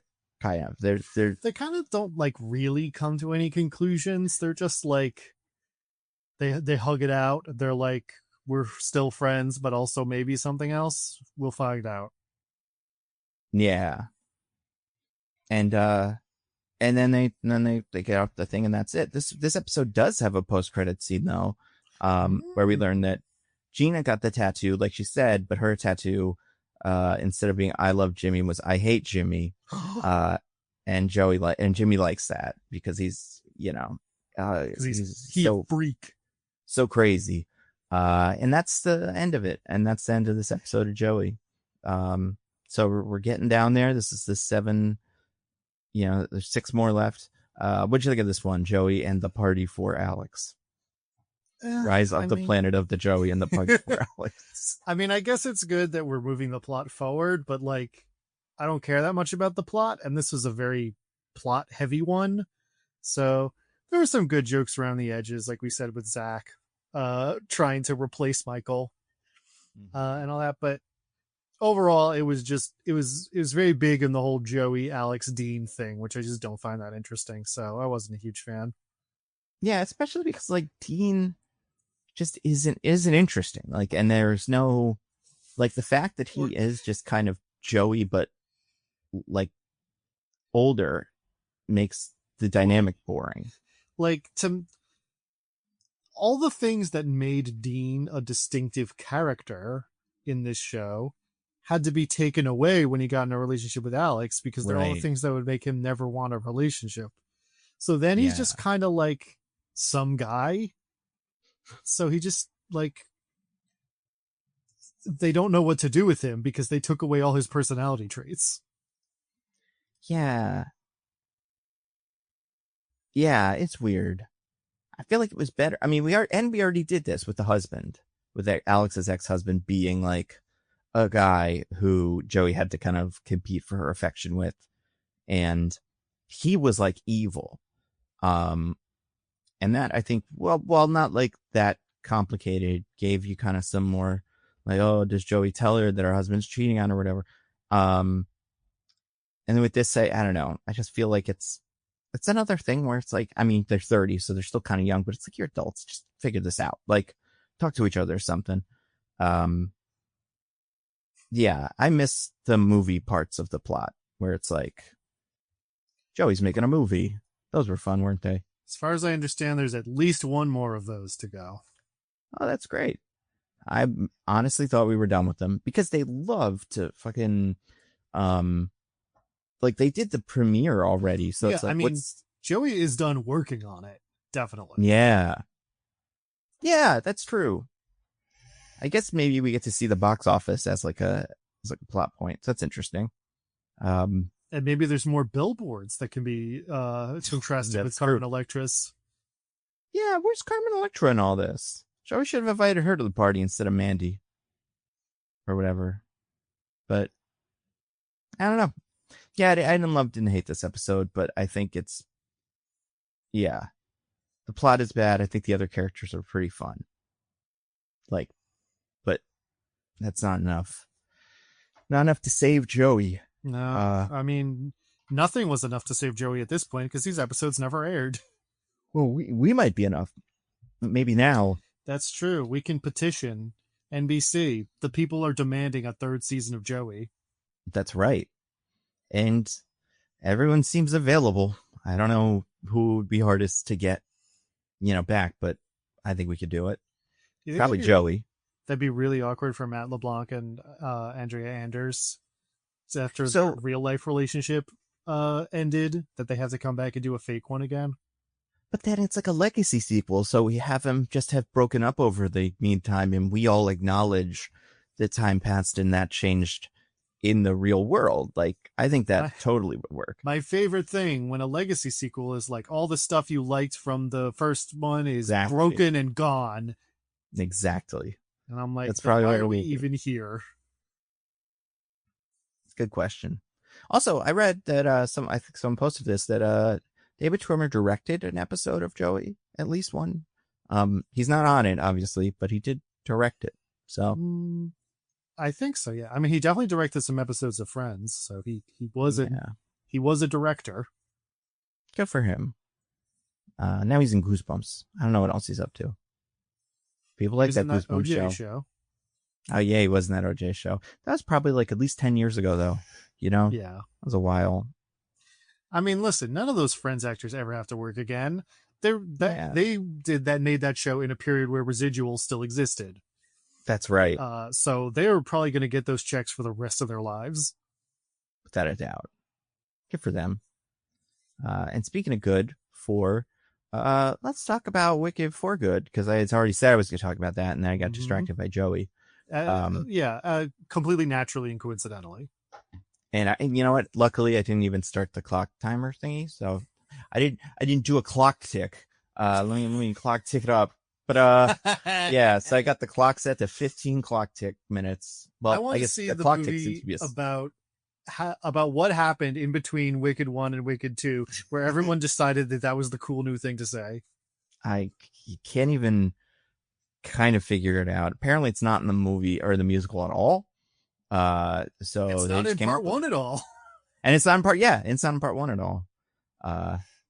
Pretty cool. But yeah, so we got 15 of those, even though I think, like I said, I think a clock tick is a second. So we've got 900 of them. Yeah, 900 clock ticks to explain the plot of Wicked for Good. I'm going to start, and then we'll do wheel. Here we go. Starting in 3, 2. Okay, so the movie starts with they're building the yellow brick road, and that's the bit with the bisons are doing it, right? Or is there anything before that? Right. I can't remember. Just saying, okay, whoa. Yeah. Whoa, yeah, they're building it, and they're using slave labor of the animals, like whipping them and stuff. Yeah. Oh my God, who would ever whip an animal? I know. So they whip the animals, but then, as it's getting worse, I think they're gonna maybe punish one of them for not doing a good job. Elphaba shows up, and she's like Batman for these guys, and she beats up all the people that are doing whipping, flies around, does some broom karate and stuff. It's incredible. And she frees those animals, and then they run away. So she is public enemy number 1 because she's fucking shit up, man. They're trying to build this stupid road that doesn't even really serve a purpose besides just existing because it's in the movie. It's an infrastructure project, Nando. Don't you remember Infrastructure Week? That's true. It's Infrastructure Week. Yeah, that's a great point. But yeah, so the yellow brick road, that's the thing. Okay, so everybody's still doing those same things as last movie. Elphaba is the good witch. She is doing her best Elphaba's a bad witch, the wicked witch. She's called wicked. Glinda is the good witch. She is a puppet of the wizard, but more Madame Morrible. She feels like she interfaces with Madame Morrible more. And she is dating Fiyero, the captain of the guard of whatever, the Osgard, whose job it is to seek out and destroy Elphaba. Galinda pops the question to Fiyero by telling him that they are engaged. So they're going to get engaged. Always a good sign.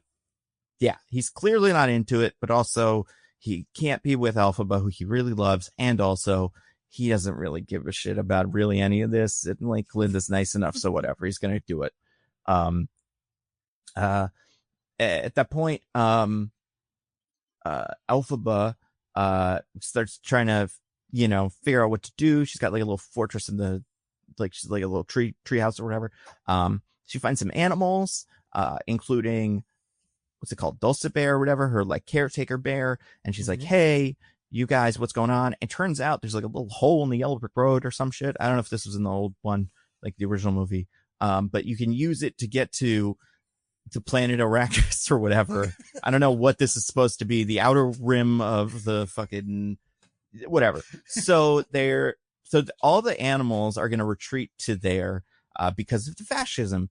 And, Elphaba is like, don't go. I need you guys to help me do resistance. Is it like Canada then? That's true. Yeah. Lands like, Beyond Oz is? It is kind of like it's a sandy, but it's like a white kind of like almost could be snowy kind of tundra thing. And like, I know there's explanations of what some of these things are, but like, I kind of thought it would be weirder than just a big desert, honestly, based on how it's been described in other media. But, yeah, maybe they're running out of money. Anyway, she tries to rally them. This is her first original song. This is her song. It's called No Place Like Home. That's like a thing they say in the other movie. It is. And I guess it's something that she said to them but then Dorothy also says, I don't know how this gets to Dorothy, or it just is a coincidence. But all the animals are like, I don't want to go, or like, I'm running away because I don't believe in you. Especially one that is the cowardly lion. And she's like, oh, lion, you're cool, right? And then they're like, no. Also, I think it's the lion. Somebody's like, and she turned all the monkeys bad. And that's why we have all the flying monkeys. And she admits to it. The monkeys see this and they're like, oh, interesting. And then the animals are like, well, fuck her. And then they just, okay. So we're still looking for like stuff to do. Nessa Rose, the sister, is in charge of Munchkinland. She's the governor. Dad died. She's like, oh, I gotta learn some, like, or Alpha's like, maybe I could talk to her. Sure, talk to her. Bach lives with her. He doesn't love her, but she loves him. And she does a Munchkin fascism so that he can't leave because he wants to leave her. And then when he comes back, Alphaba's there, and Nessa takes the Grimoire and tries to do magic to make Bach love her, but it accidentally takes his heart away or something. So Elphaba has to do counter magic to save his heart, but it ends up turning him into Colossus, the metal man. He gets all the stuff, all the tin that's in the room kind of bonded to him. Also, his legs turn to robot legs, and now he's the Tin Man from the movie. Yeah. So his top hat turns into a really cool practical modern version of the Tin Man costume, and his body half turns into a CGI mess. That's right. Also Nessa Rose got magic slippers from the one from Elphaba. Okay, so then the Tin Man thing happens. Nessa Rose convinces the Tin Man that Elphaba did this, and he leaves. There's a bit where, because of the wedding. So the wedding's happening. Glinda's gonna get married. Elphaba goes to check on her, and they have a little like, hey, what's going on, man? We should be good. And then she tries to confront the wizard, and the wizard is like, hey, you should join me, and then we'll all work together. And then she's like, okay, but you gotta free all the monkeys and all the animals and not be bad anymore. They do a little song, and he's like, okay, I will. He frees the monkeys, and they leave. And then the wedding starts. But then one of the monkeys comes back and he's like, hey, there's something in there. And also he's not like we don't see the wizard like plotting to, fuck over Elphaba yet, but he's got that vibe because he's him. But anyway, so she, and Glinda's kind of dumb, and yeah, it's the wedding. So she's, just kind of into it. Elphaba finds all the animals are also in the jail, which is also in this like little part of his house, and including the goat from last one, and he can't speak. Peter Dinklage? Well, kind of, I guess. Probably had to pay him a little bit. But then she frees them because she's so mad. She's like, you're a monster. I hate you, Goldblum. And it disrupts Elphaba and Fiero's wedding. Fiero goes to wedding? Oh, it's the other one. Glinda and Fiero's wedding. She goes to find him because she's like, you're cool. Or he goes to find her, and he's like, everybody get water and kill her, because that's like kind of a propaganda that has been, I don't know. One guy came up with it in the crowd, and everybody really went with it. But he does that, and then when he says that, he turns on the wizard, and he's like, Elphaba, run, you're cool. So that's all good. Fiero, Elder Escape. What was I going to say? Fiero escapes with Elphaba, but he was supposed to marry Glinda. He was supposed to marry Glinda. He loved her so much that he was going to do it, but that he didn't. So he's cool now. But then Glinda's like, I'm kind of mad at all of them for all this stuff. So I'm going to tell you that if you want to get Elphaba back, you should probably do some sister, like, tell her sister to help you or something, because she hates her and she's also a nutcase. So it'll all work out. And then Madame Morble's like, well, we should do something else. We should do Wizard of Oz to her sister. So they jump a house on her sister to kill her, because Madame Morble can make tornadoes and I guess nothing else. It seems like that's her whole deal. And so she does that. Tornadoes that also connect to another realm. Yes. And bring houses from them. Yeah, and also she can fuck with the wind, because Elphaba's trying to skywrite, but she turns skywriting into evil skywriting, which explains why Elphaba does that in the movie. Anyway, so they so then turns out her and Fiero have sex, kind of. I mean, we don't see it, but I assume there was some sex being had. But she wakes some sex. She wakes up and she's like, "Oh my God, it's Wizard of Oz. My sister got crushed." So then she runs over to there and finds Glinda. And Glinda's like, "Oh, I'm so bummed that your sister got crushed. Also, Dorothy just left. And she's going to do Yellow Brick Road. But they do a little karate to each other. And then Fiyero shows up or something. And he like tries to help her, but then he gets arrested for crimes. And then First the guards show up and they're going to arrest Elphaba. Right. And Fiyero tries to kill Glinda. And he doesn't do it, but like he takes her hostage and he's like, "I'll kill her." Yeah, pretty cool. He threatens to, yeah.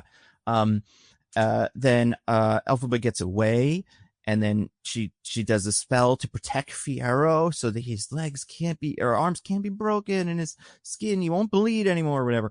I'd assume if I were her, she's also going to turn into a Tin Man, but I guess whatever. Well, Nando, don't forget that while she's doing this, he's being beaten up in a field. That's right. Put on a post in a field, and also a bunch of straw flies everywhere for no reason. Yeah, the Grimmery makes straw. Also, the Fiyero was like, "We can go to my family's place in the West. It's like a secret castle nobody really uses anymore. It's got all kinds of fun hidden passageways that I used to use when I was a child. So that could be your home base in the rest of the movie." So she goes there. She's recruited the monkeys who are cool with her now because they like believe in her cause or whatever. So they're helping. Then Fiyero gets crucified, and then right. New Passion 2 was coming out this year. You were right, it didn't come out this year. If only somebody cast a spell on Jesus to turn him into a scarecrow and not die. How do we know it didn't happen, Nando? That's true. Then she becomes bad. Elphaba, she's like, "All right, I'll be the Wicked Witch of the West," things that I don't really like.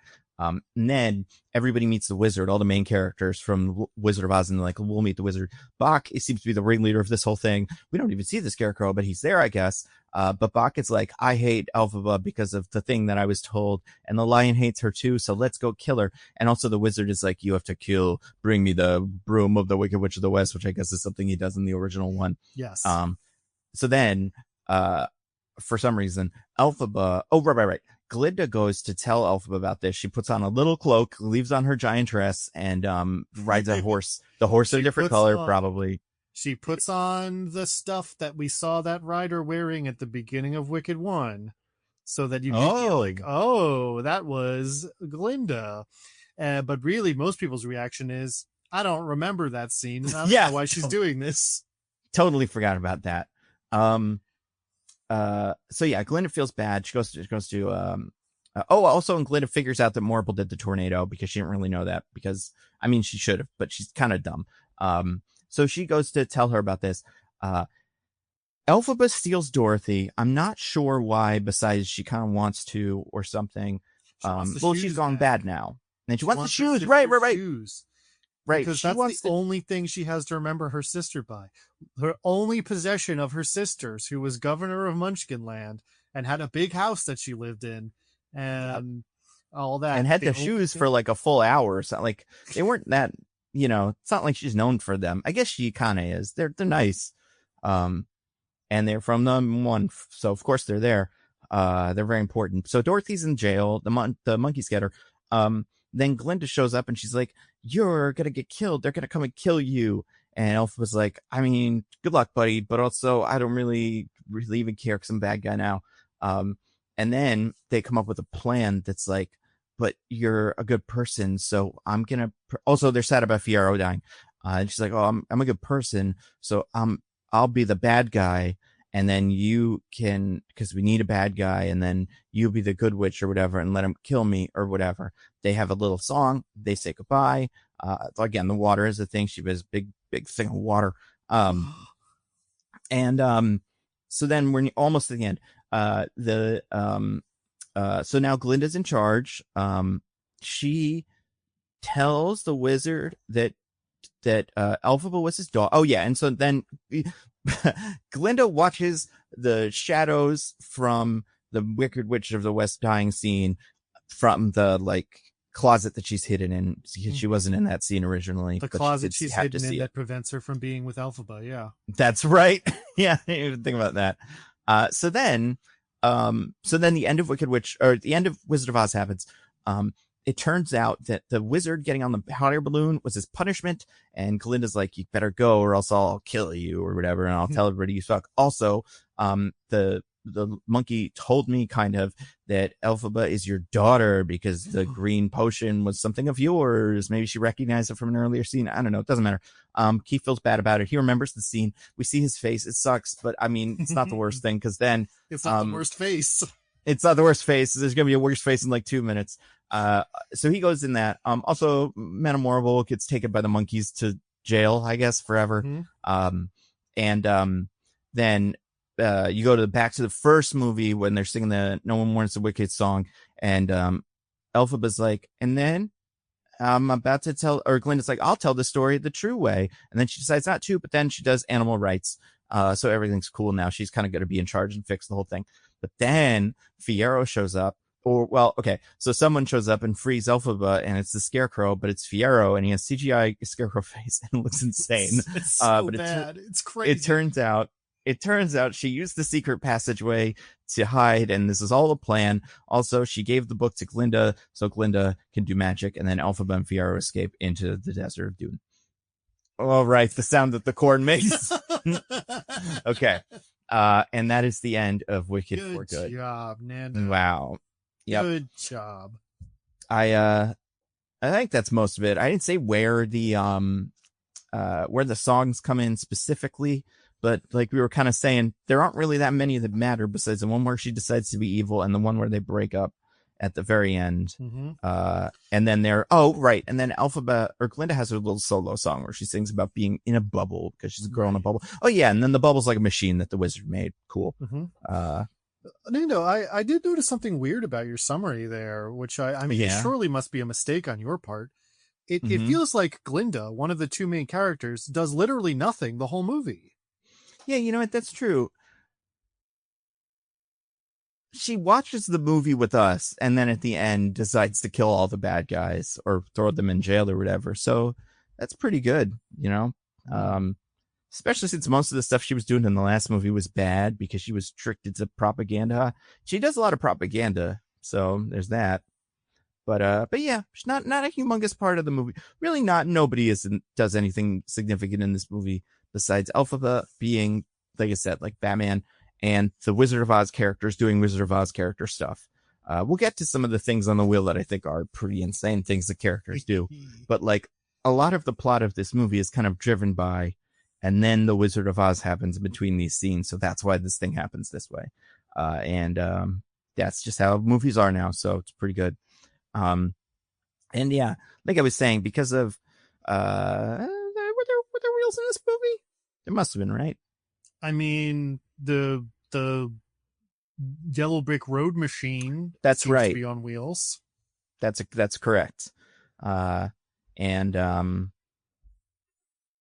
imagine, you know, the wizard probably has some wheels going on in his weird little steampunk, you know, industrial broom. He's got a bunch of like clockwork stuff, the gears and such, probably roughly. So inspired by them, we have our wheel here.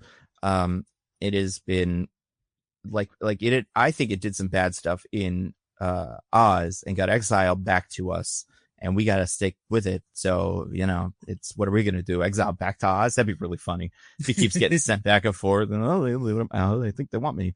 But then we have the wheel, so we're going to spin the wheel. It's got some things we want to nitpick on it. I'm going to give it a spin real quick. Here we go.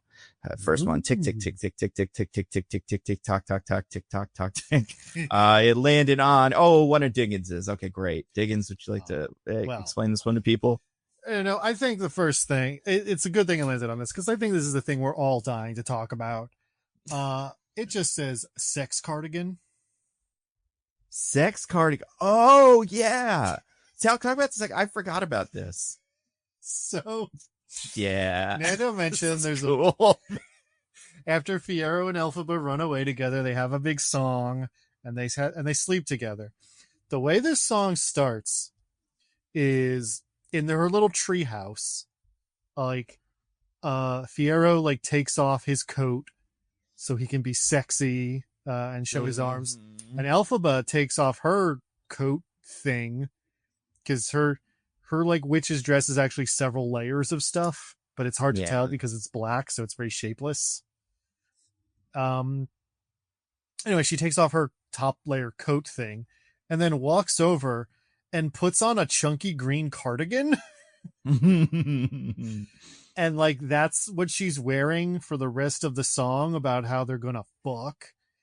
And then the next morning we cut to them like waking up in each other's arms and she's still wearing the cardigan. It's cold up there, you know, it's chilly in the tree, real drafty. So did she wear it the whole time? I think so. I think she probably gave Fiyero a look at those boobies, you know, so he could have seen them. And I was like, I'm going to put them away, though, because it is super chilly. And also the monkeys are flying around.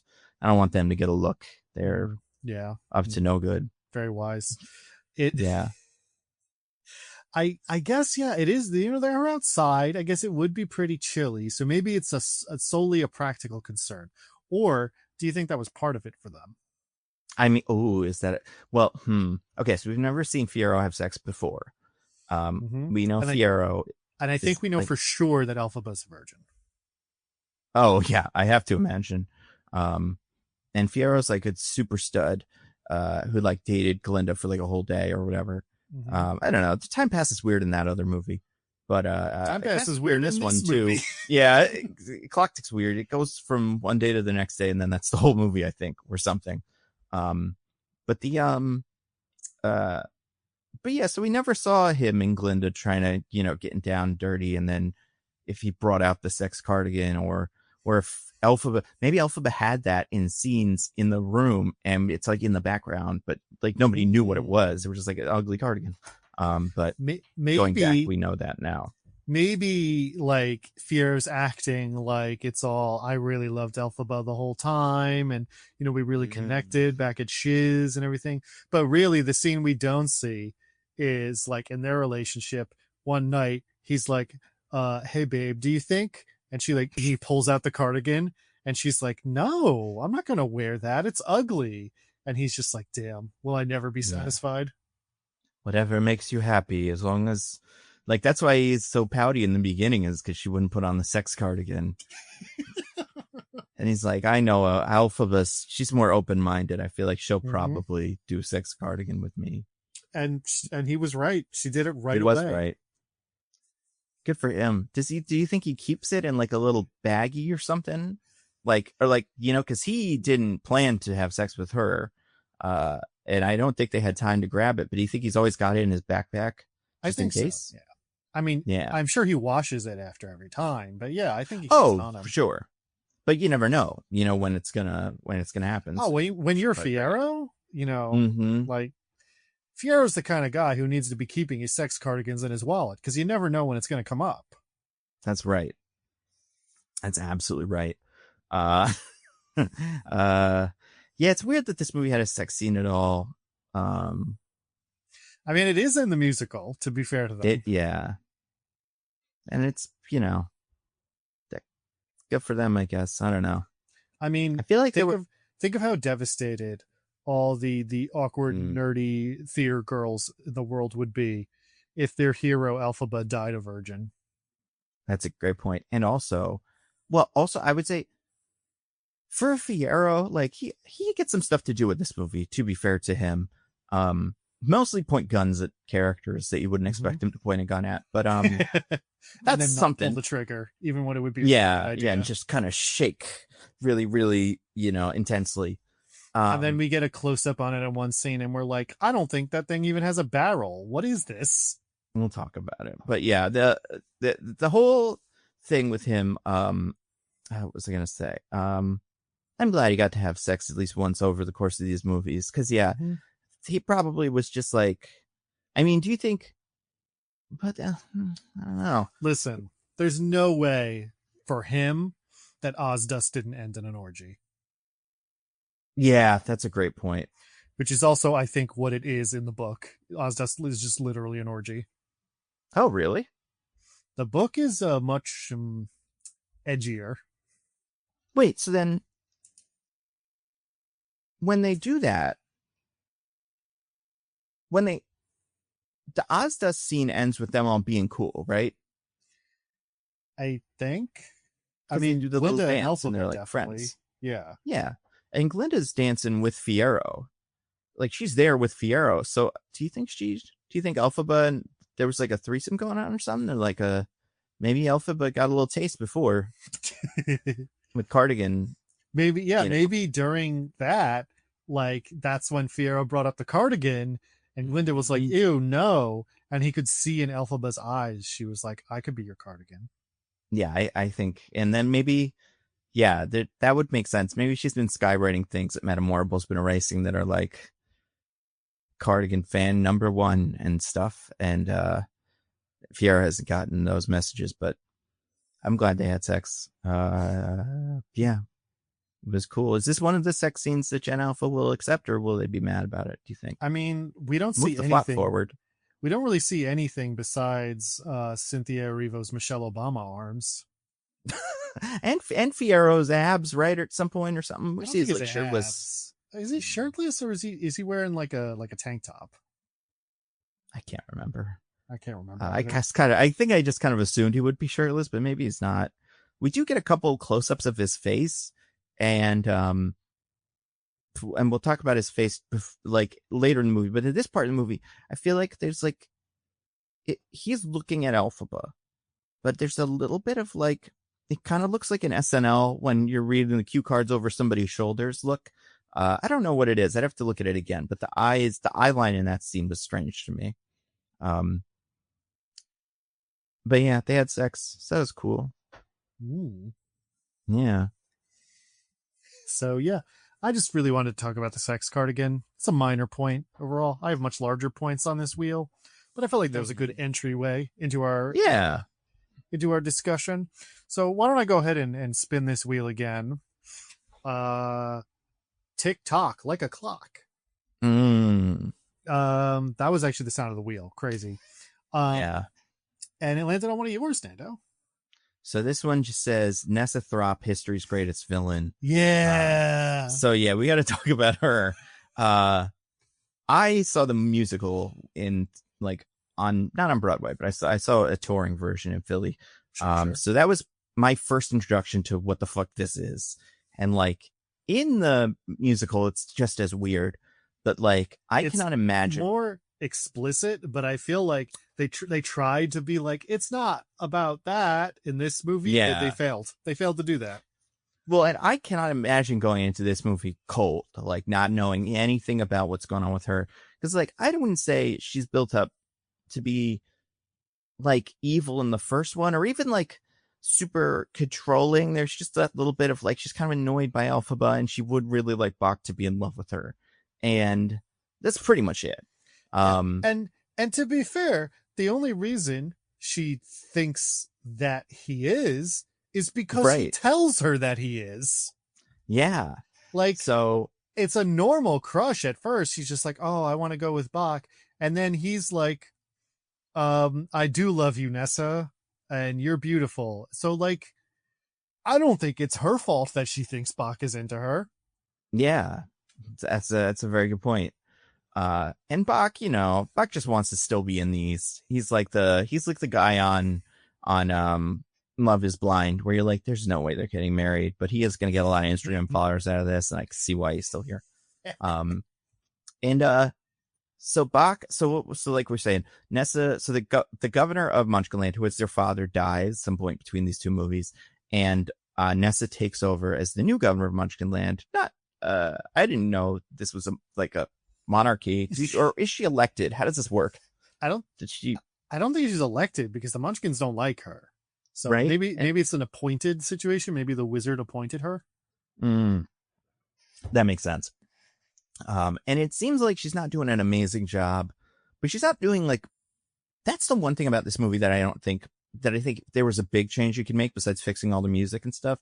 It's that like, we never really see Oz in turmoil in either movie. So like when the wizard's like, oh, we need a scapegoat for all the problems. It's like, what problems? I've never seen one ever. And then in this movie, it's like, oh, she's the crazy dictator. It's like, it's bad for Bach.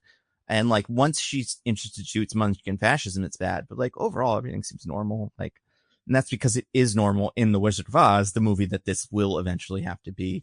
Mm-hmm. So, you know, it's fucked. But yeah. So, between movies 1 and 2, seemingly because Elphaba didn't go to their father's funeral and because Bach has not, you know, confessed his love for Nessa, she's gone crazier than any character in a movie has kind of accidentally gone crazy.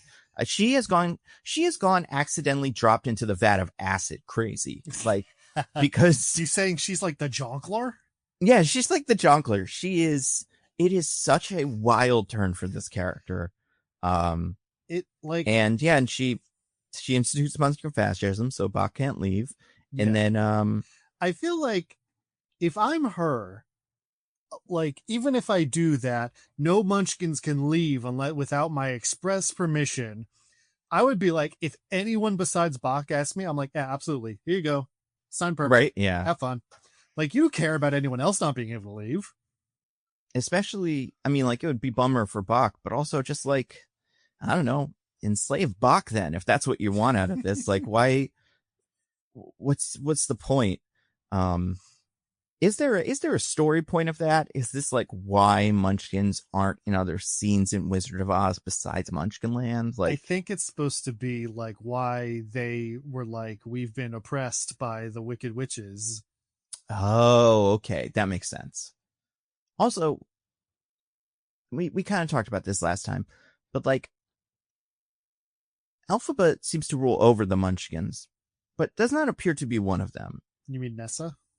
Or Nessa, excuse me, and Nessa or Elphaba. Neither of them seem to have Munchkin DNA or whatever that would be. Yeah, which is weird. I think we talked about this in the part 1 pod. Yeah. Yeah, they're not Munchkins. But like their dad was governor of Munchkinland. And I guess their mom just moved there with him. I don't know. Mm-hmm. And yeah, and we learn that and then I love this detail. So Bach can only do things that are reminiscent of the Tin Man. So he chops firewood with his famous axe, and also pours tea using his famous strainer that will eventually end up on his head or collar or whatever. It's not really a strainer; it's just like a funnel. So yeah, that's real funny. Yeah, I don't know. Just Ness is crazy, and it's a real left turn for this character, and it, you know, is the problem because it only exists to justify dropping a house on her being something no one's really that upset about, and also giving Bach a reason to be the wicked or be the Tin Man without fucking up all the rest of the trajectory for the other characters. Yeah, it sucks. It also sucks that she's character uses a wheelchair and gets this rap, you know, like, you gotta be thinking this might be the worst representation anyone's ever gotten as a character in like a thing. So this is the part I was going to talk about. Yeah. Which is like, so in the original stage show, she like, there's a scene here where she's mad at Elphaba and she's like, you never did anything for me. And Elphaba's like, you never wanted me to. Well, now I do. And in the stage show, what she wants is for Elphaba to allow her to walk again, because she thinks if she can walk, then Bach will love her. Right. So that's what Elphaba enchants the shoes to do. She's like, can walk again, and she's like, Bach, I can walk. And he's like, cool. Now that you don't need my help anymore, I'm going to go stalk my high school crush and tell her I love her. It's like, Bach, that's not a good plan either. Like, you should definitely get fair this relationship, but sorry. I was going to say, to be fair to Bach, it worked in real life. So, you know, him and Glinda have some chemistry that he just can't overwhelm. Like, it's seeped its way into the plot. Yeah. In this movie,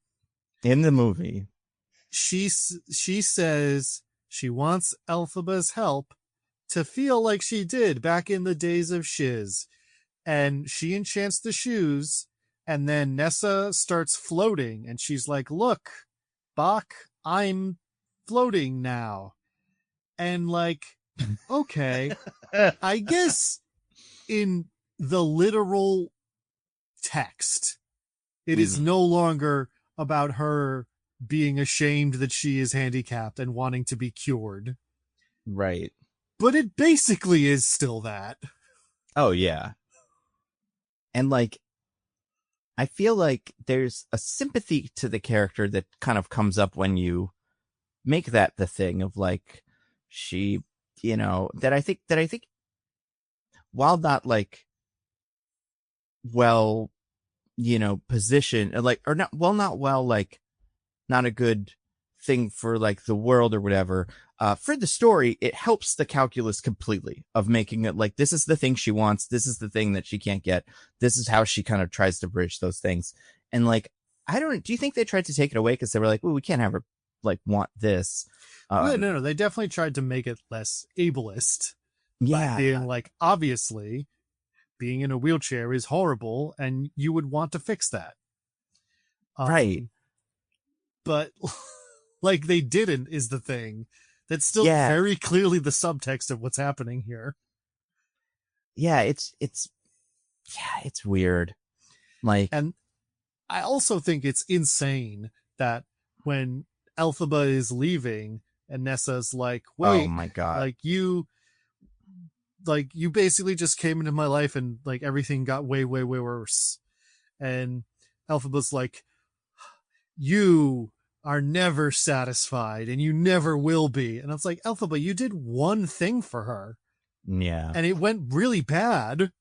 What are you talking about? She did two things. She enchanted the shoes and she saved her boyfriend from being, saved her slave from being, turned into dead. Yeah, I guess. Because she was trying to capture his heart, but instead or like shrink it so that it only had room for her, I think. The wording. Anyway, the point is it almost kills him because his literal physical heart is shrinking. So Elphaba makes it so he doesn't need a heart by turning him into a Tin Man. Yep. And like, yeah, obviously really, that all turned out really bad. So like, what do you mean she'll never be satisfied? I mean, she fucking stole the Grimoire and just started reading spells. You gotta be crazy. Like the Grimoire, I feel like in a movie like this, in a world like this, the Grimoire is like an atom bomb or something. It's a little bit more useful than that, and like it can be used for a lot of things, but it's like so crazy. And she's just like, I'm gonna use this to make my boyfriend fall in love with me, or not boyfriend, but future boyfriend. And then like, Elphaba's like, well, you're saying the words wrong. And she's like, I don't even give a fuck. Let's go. And it's like, I think if I were Elphaba, I would be like, all right, no one can help you. You're clearly like, I should send you to jail or something. You get everyone's town killed. You unleash the robot man amongst them. Like, what are we going to do with you? I would close the book and be like, stop, instead of just or that, like you're saying the words wrong. And that's part of the problem with magic in this world, and magic in a lot of worlds like this, where it's not super like thought out because it's only to get to the things that they have already done in the thing. It's like, has Elphaba been studying the Grimoire? Does she know some spells? Can she do a spell from just like memory? And why wouldn't she have done that by now if she seems to have the aptitude to do it? Like, what has she been doing in the meantime of these? Just flying around? And has it been? Maybe we'll talk about that later. We'll talk about that. But yeah, no, horrible, or Nessa Thorpe, horrible character. Worst part of the movie. And then all of her badness, all her bad character traits get transposed onto the Tin Man. But also the Tin Man is so fucking stupid in this. Like, just, and maybe it's his Tin Man brain not working super well, but like when she's like, the Elphaba did this to you, she totally did it. And then he just leaves and is like, I have to get revenge on Elphaba. I don't know, man. Does he not remember 2 minutes ago when Nessa was saying the words out loud that made him feel like he was dying? And I was like, didn't you understand that Nessa was doing like, she's the bad guy? I guess you'd be like, well, she's dead, so I can't get revenge on her, so I have to get revenge on her sister. But it's like, I don't know, man. I mean, to be fair to him, these witches fucked up everything in his life. Like, he was doing okay. He got into shiz. He maybe wouldn't have dated the prom queen or whatever, but he probably would have got a nice job, not being enslaved by the governor of Munchkinland, and had a life. But instead, he has to work for her, and then he gets turned into a robot man. So, like, no, I actually think about it. Yeah, he should hate the witches. He should. But it's not irrational. It's just kind of dumb that he believes her. Like, for however long the time gap is here, again, quite ambiguous. Like, this scene we see in this movie appears to be the first time he actually tries to leave her. Right, yeah. So for however long, he kept being like, yeah, I totally love you. I'm not pining after someone else and only doing this because I feel bad for you, which is insane. Mm-hmm. It's insane to do that. And it's like, of course that's going to mess Nessa up because it's a horrible thing to do to a person. But like all the men in this movie, if you're not married to the one you want to be married to, you just stay with the one you're with and pout a lot and hope she gets the memo. Like, you know, you serve her your tea, but you do it all sad. So then she's going to be like, no, he doesn't want to be, you know, he doesn't want to be with me. He wants to be with like this. Again, like this. I feel like for Nessa, she could just honestly be like, listen, buddy, I get it. But like, do you really think you're going to get with her? Like, she's getting married to a guy we know is cool. We're all friends. And also, like, what do you think is going to happen? Like, I don't want to say you can't ever find love with anyone else, but like, if it's her or me, be reasonable, sir. Like, this is not going to work out for you. Yeah. Even if she wasn't getting married, I wouldn't tell you it's a good idea, but she's getting married today. I mean, she's getting married. B, she's clearly in love with my sister. Like, double fucks, dude. Whoa, what? Excuse me. That doesn't make any sense. Yeah, Nessa Rose sucks. Yeah, but let's spin the wheel again. Tick, tick, tick, tick, tick, tick, tick, tick, tick, tick, tick, tick, tick, tock, tick. It would land on one of yours, Diggins. Oh my goodness. I got one here that says the assassination of the witch by the cowardly lion. Oh, yeah, the cowardly lion. Let's talk about this lion. You know what his name is in the book, by the way? I had to look this up. Burr, yeah. Burr. It's interesting. Like Aaron. Like Aaron Burr. Oh, yeah. That's true. Do you think he was also in the hit musical Hamilton? I mean, Coleman Domingo, he could do it if he wanted to. He's a star of stage and screen. Yeah. He could do it. I'd love to see it. He'd probably be a pretty good Aaron Burr, actually. Because, like, I feel like he's got a little bit of, like, after watching him as Green Goblin in that cartoon, I'm like, he could do kind of bad guy with a chip on his shoulder. You should do it. Coleman, if you're listening. And we know you are. And we know you are because you had to have listened that time I made them guess who you were. Hey, I got there, so Coleman. Wrong. You remember that. Eventually one of you did, yes. I will say, yeah, you should do it. See if you can get involved. But yeah, let's talk about Coleman's role here. They expanded it somewhat from the stage show, but he does exist in the stage show. Well, of course he exists in the movie, so he must exist in the stage show. I think he's like a little puppet, or like not the pup when he's the lion. He's like a little, you know, like stuffed animal almost that they get, like the baby lion, and then they throw him away. So you mentioned it in your summary, but like near the beginning, he shows up when Elphaba is singing her original song to try to rally the animals to be like, no, she was mean to me and she made the monkeys. Don't listen to her. Yeah. And then he shows up later in the song Bach is singing about how they need to murder Elphaba. Mm-hmm. From Beauty and the Beast. As like an example. Yeah, like Beauty and the Beast. For Bach to be like, Elphaba wronged this guy also. And I want to talk about both of these scenes because they're both weird. Yeah. The first one, so he's shown up at the animal escape zone to be like, don't listen to Elphaba about not escaping because she's mean and terrible. Also, my main character trait, I'm a huge coward. And I'm in front of this big hole you can go in to get away from the danger. And he doesn't do it. That's true. That's a good point. Why didn't he do it? Well, he didn't do it because none of this existed originally. Yeah, that's true. And now it does. They didn't think about it. That's a good point. Yeah. Well, hearing Elphaba talk gave him the courage to be a race trader. Well, what is his deal? Like, did someone tell him this? Because obviously Bach is going to, like, pump him up later, but, like, he believes this. Do all the animals that were ever freed from a cage think it was bad that happened? Or, like, where do they get that from?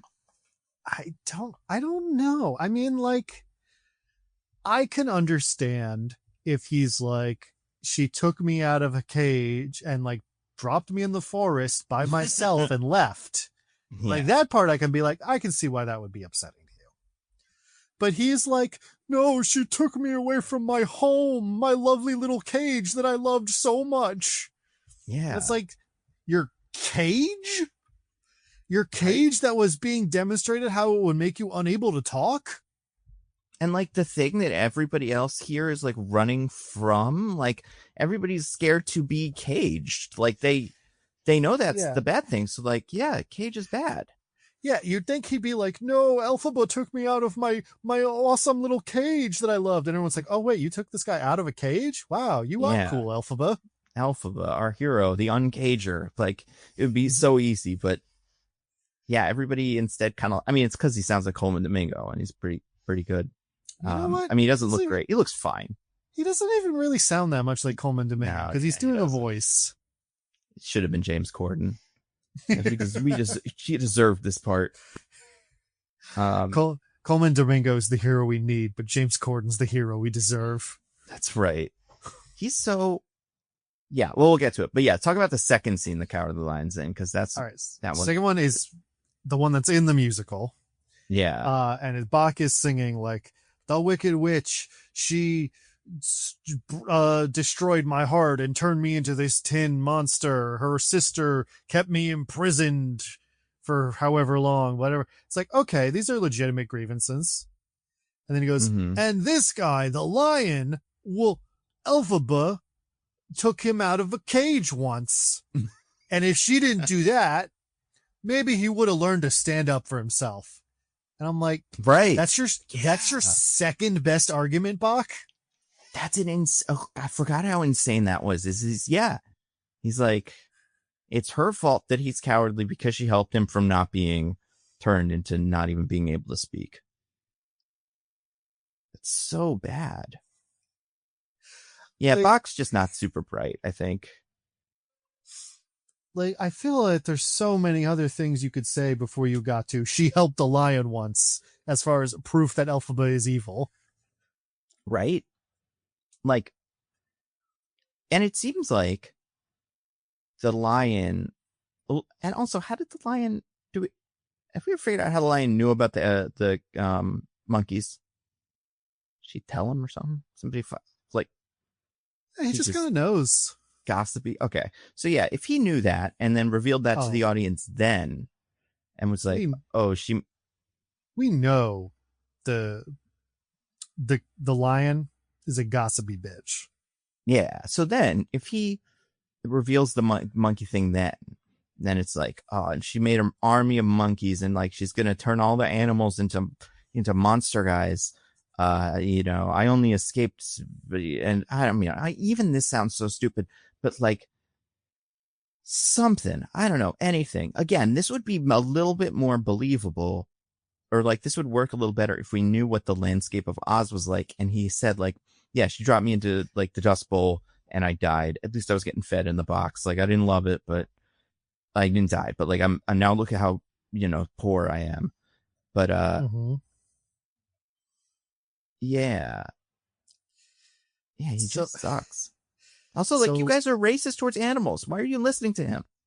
Well, but then at the end, it turns out that no one was ever racist against animals. It was one bad apple who was spoiled who made the whole bunch not spoiled, but seem spoiled. And then once you get rid of him, it's cool.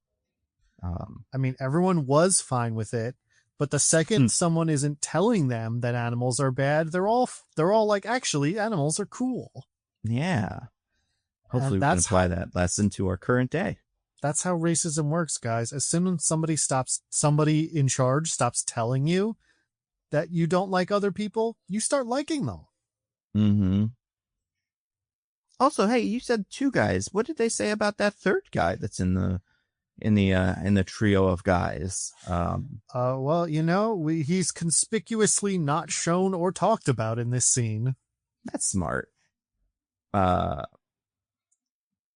Yeah, it's good that they didn't show him. It looked cool. Because the children would have started crying. They've been like, "Mommy, why does the man look so terrible? Why is his face made out of nightmares?" And also it'd be like, he'd be like, "And why do you want to get off of a no good reason? I'm the 3rd one.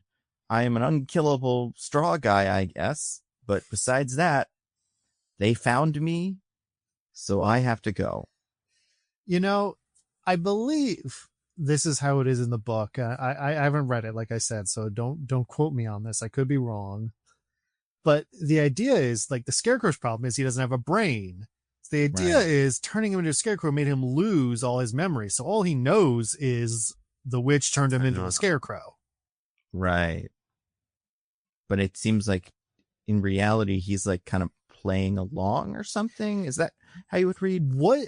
I don't know what the hell is going on with him once we get to the end of the movie. I'm like, what was he doing? Yeah, because it's not like they really give him a brain and he gets all his memories back and he's like, "Oh, I know where Alpha is." He's just like, you'd assume like that the whole time. So yeah, I guess what he did was he was like, "I bet this is going to be some sort of long game to kill the witch. I should ingratiate myself to this Dorothy character. Yeah. She has the magic shoes.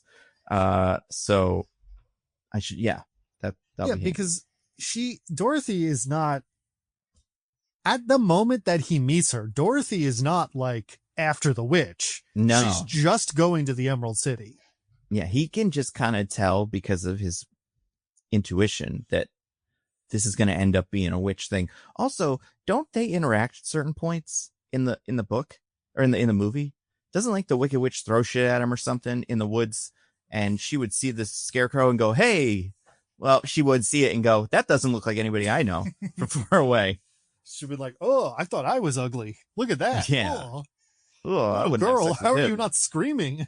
Yeah. Did he get fused with the cardigan? Because we know he was with the straw, but maybe because he had the cardigan in his package, or like backpack, or like a satchel, he just became one with it. And then now he can fuck anybody, like, anywhere. Elphaba, we'll never be without the cardigan again. Yeah. We can do it whenever, even when it's hot. And she's like, "Oh yeah, okay."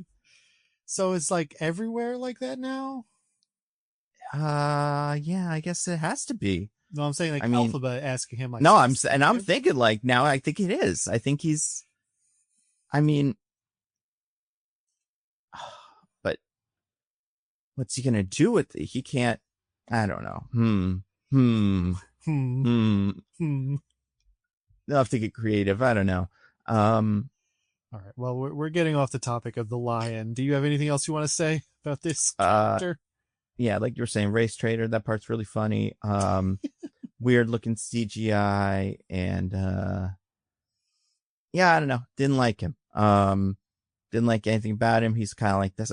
There's just so many characters in this thing that for them to get from A to B, they have to be so dumb or like kind of selfish or weird. Yeah, this choice makes so little sense. It's crazy that this came from one story. Like, this feels like a sequel written by a different guy to the other one, who's like, "Oh, the lion. Yeah, that's right. That's in that one. I'll do the lion, but when I'll do it, he'll be, mad about being freed." But like, clearly that's not the trajectory that character would be on, unless he was raised by someone bad, but he's not. I don't know. Yeah, it sucks. Also, given that he was a cub and he is now an adult lion, it must be. Let's assume he was a 1 when that happened. Like, he's not like a newborn. He's a little older. Yeah. At least 2 years before a lion would be that large. That feels right. I mean, they built the whole Yellow Brick Road from the beginning of the last movie to this one, right? Didn't exist. They graduated high school, but we don't know how long. I mean, yeah, you know what? They graduated high school. Or was that, I guess, college, but still, it's not like a 2-year school. They just got there in the beginning of the other musical. I feel like maybe a year passes. So I don't know. Yeah, I think 3 years is my guess for how long. They all graduate and are immediately put in charge of the whole world. Like a Elizabeth Holmes type, where they're just like, you're the young, you'll fix it. Oh, yeah. No, yeah, the lion sucks. He sucks. I don't like him.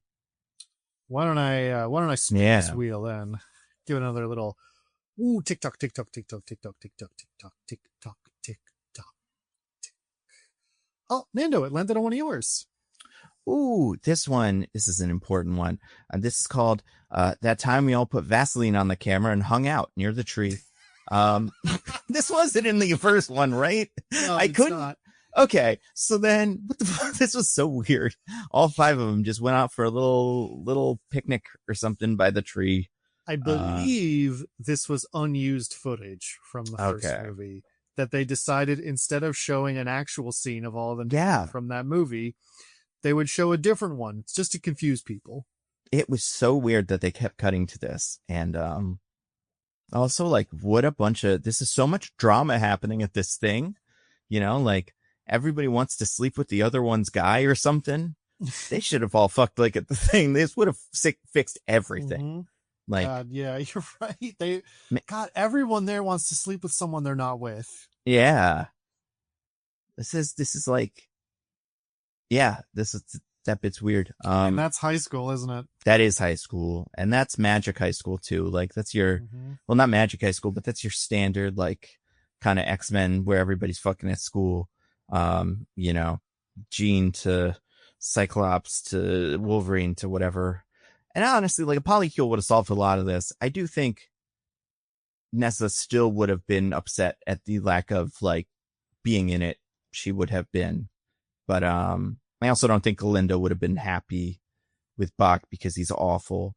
Also, everybody in this is so bad that I feel like the relationships would have had to have collapsed unless 2 of the bad people got together, which is kind of what the Nessa Bach thing was, which is why they're so perfect for each other. I mean, Glinda is very clearly and obviously never interested in Bach, even a little. Yeah. Which is also what makes part of his, like, I have to go to Glinda and tell her how I feel, be like, dude, come on, man. Like, it makes sense you want out of this situation, but you're just asking to make yourself feel worse.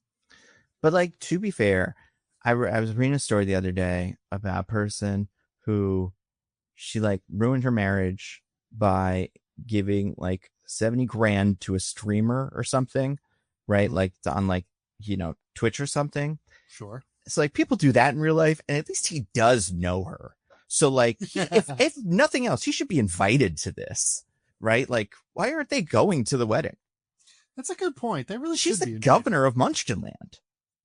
And, like, they're all school friends. Like, yeah. They know Glinda and Fiyero. Yeah, they should, like, hang out like that time they were by that tree. They should do that like once a year or something. Yeah, with the Vaseline.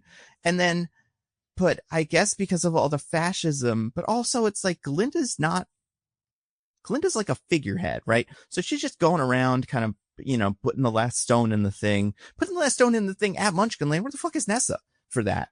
Where's Bach? Where are any of these people? Because shouldn't she be at that?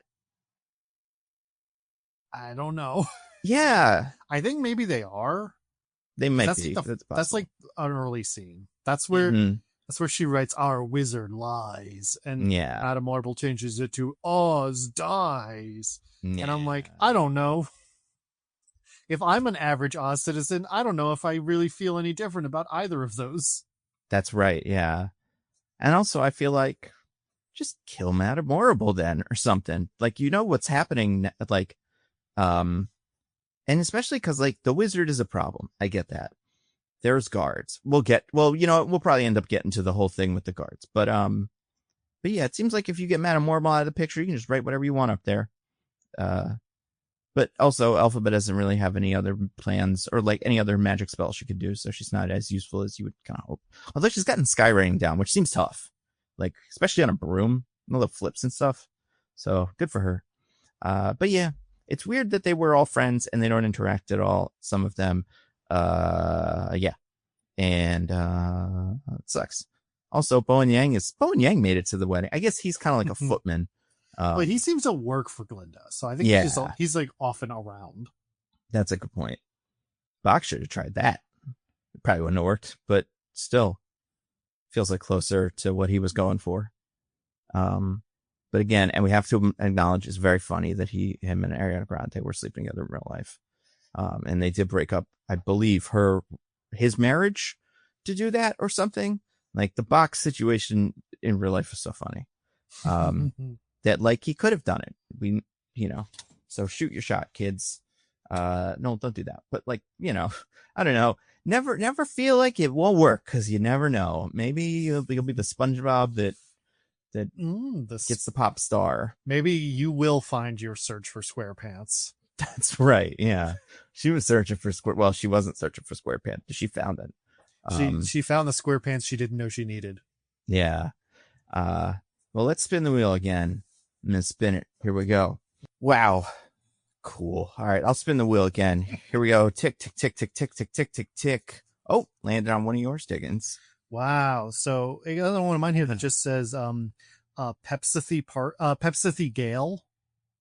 Pepsithy Gale?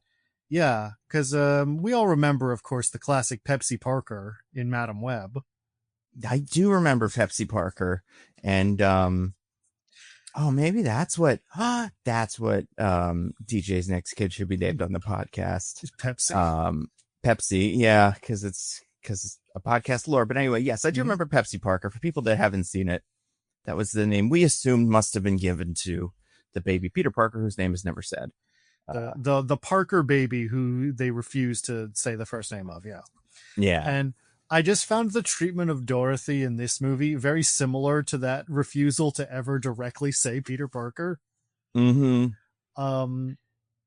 Where I don't know that they fully like don't say. I think Glinda at one point does say Dorothy, but yeah, I think so too.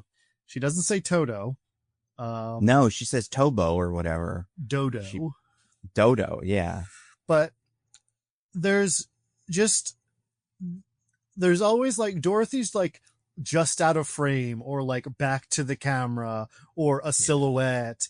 They never like really show her, or like she doesn't say anything in the movie. Even like when she's like, I did it, I melted the witch. She's just kind of like silently going like, yeah, like shaking her arms in the air in triumph. And at a certain point, it just felt really weird. Like the stage show is the same way. Like they don't have Dorothy appear on stage. She's only ever a silhouette. But like, that's much different than having a movie where a very important character is just walking on screen and we're like not seeing her face or ever hearing her talk or like acknowledging her existence at all. Yeah, especially the time where, because sometimes it did feel very much like a play, like the way it was staged, but that felt really strange in the movie. The time when she yells at her in the thing, and she's like, "Get those shoes off, Dorothy, and then I'll come get you later." Actually, it's Dorothy, but like something like that. And then just yells that, might as well yell it off screen, and then just walks on screen, and then finds Glinda. That part felt like, I don't know exactly. That felt like at a certain point, I guess it feels like the movie was almost in on the joke and having fun with it, but it wasn't, because it was too serious. The moments around it were too serious, but because that's like before For Good. Yeah, absolutely. Yeah, exactly. Which, I'm sure I don't even remember if we talked about this, 2 minutes ago. She heard it, right? She was there for most of it. They were singing loudly, and she was just in like the basement underneath them. Yeah. And I feel like that would maybe, I don't, would you kill her than if you're Dorothy? Like, would you go through with it? Well, if I'm Dorothy, I am from Kansas in like the 20s, or I guess true. like the 1900s actually, because that's when Wizard of Oz was written. Right. So I probably Dust Bowl, right? Mm-hmm. Well, Dust Bowl was more 30s, 20s. Yeah, that's true. Anyway, I hear that and I'm like, oh well, these two ladies are abominations against God. Yeah. Not because they're witches and do magic and everything, but because they're gay. Well, when that would explain it, you'd be like, how are they getting all this magic? Oh, it's the devil. This is some sort of contract they have with the devil. Mm-hmm. So yeah, I definitely should. I'll try to kill the other one if I get close enough to her, but it might not be. That might be a mission. Well, or something for next year's mission. Well, she doesn't see Glinda. She only hears her.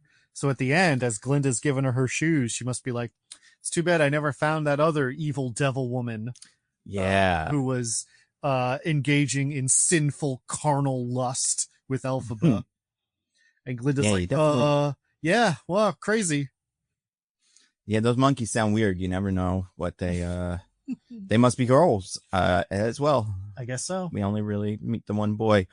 Yeah, the Dorothy thing is pretty dopey. Much like Dopey in the Snow White remake.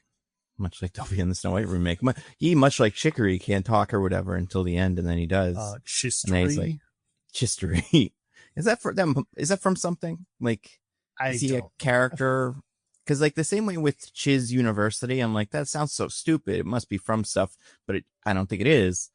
Outside of like this stuff, but not like the old Wizard of Oz book. I think they are trying to honor E.L. Baum's. Is that his name? E.L. Baum? Something Frank Baum, maybe? Frank Baum. Yeah. What the hell's wrong with me? I mean, E.B. White, E.L. Baum, LBJ. Yeah, I think that's L. Frank Baum. That's why I was. L. Frank Baum. Close. Frank. Yeah. They're trying to honor his history of just naming everything the stupidest thing he could think of. That's fair. Although looking back at it, like, I mean, I guess the lion is named Burr in the text, not in the movie. Like, we don't know the lion is. That's the text of Wicked, actually. In the original Wizard of Oz, he does not have a name. He's just the Cowardly Lion. Because then it's just like, the lion guy, what's his name? Lion. What's his name? Scarecrow. What's his name? Tin Man. Like, their names are all real one-to-one. And then you'd think his name would be Monkey Wing or something, or Flying Monkey, guy. Yeah, but then he did name in like the other books. He named things like Winky Country. And here there's the Munchkins and Munchkin Land. It's Munchkin. So what is the word Munchkin? Like the etymology of Munchkin, was that a word that was widely used before the Wizard of Oz movie?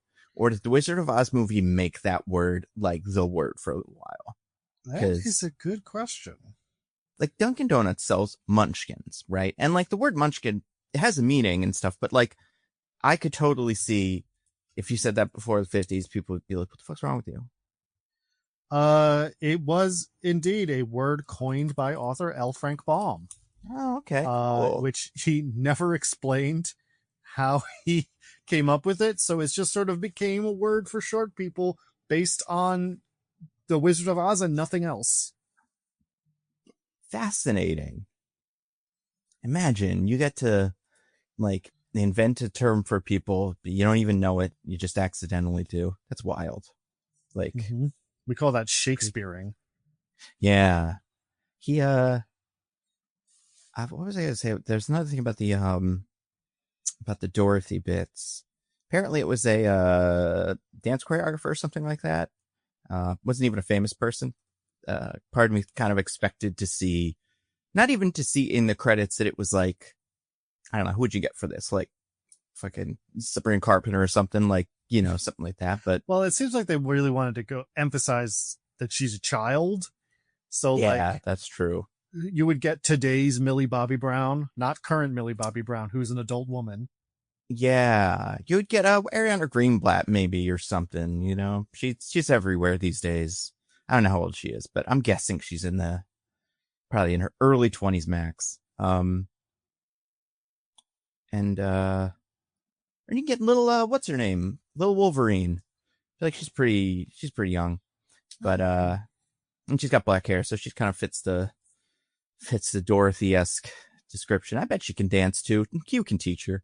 And all that time they have in those movies. But yeah, it's just not a famous person at all. And then also because of the things with the other character, which we'll get to kind of probably, the third member of the team that isn't the Lion or the Tin Man, like they also can't show him in any of the wide shots more than a little bit. And that's really, I found that even more weird, kind of, the lack of Scarecrow in like some of the more of the establishing stuff. Because at least with Dorothy, I'm like, she doesn't really know all the politics of what's going on in Oz, so she really might just be like, I'm gonna go get some water. You guys talk about what this is gonna mean for your economy when I kill this witch. But then Scarecrow, you're like, he's part of these people, and he doesn't. Yeah, we only see him a little bit. Yeah, shadow and stuff. Like, I already knew the twist ahead of time, so like I couldn't be like the person to test this or whatever, but I can't imagine watching this movie, not knowing the twist, and like not being like, well, something's up with Scarecrow because they refuse to show him. Right. It's got to be that. You kind of, I feel like for a while you'd see it and go, is this face like a monster face or something? Or like, did they fuck it up? That's what I would think when I saw it. Hold on. How dare you? But also, would you, I guess, yeah, it's such a strange, it's such a strange thing in a movie like this where they try to be so coy with like, and you get a little bit of this with another face that we'll talk about, but like how that character's kind of in shadow in certain scenes. And you're like, this must be important. But yeah, the Dorothy bits were pretty weird. Yeah. Who's, you know what they should have gotten? They could have got, well, who's Dorothy in the real life? What do you mean? Like, who played Dorothy in the first one? Who's Dorothy's relative? Because isn't Dorothy Liza Minnelli's mom? Yeah. Right. So then, why can't I think of her name? Julie Andrews. I know. No, that's not Julie Andrews. That's Julie Andrews is Mary Poppins. It's a different person than that, I think. Right? Yeah, you're right. I'm being stupid. No. Yeah, it's Judy Garland. Judy Garland. Yeah. Of course. So I could have sworn. Oh no, I guess she kind of has a famous Vanessa Jade O'Neill. It seems to be the granddaughter. Judy Garland's granddaughter. Is that Liza Minnelli's daughter? I guess so. Yeah. She had more children than Liza Minnelli. This is Liza's half-sister's daughter. But anyway, I feel like you could have just gotten a Judy Garland family member to do it, and that would have been what you'd expect for one of those. But, instead, don't bother. And that's cool too. Yeah. Yeah, so it's just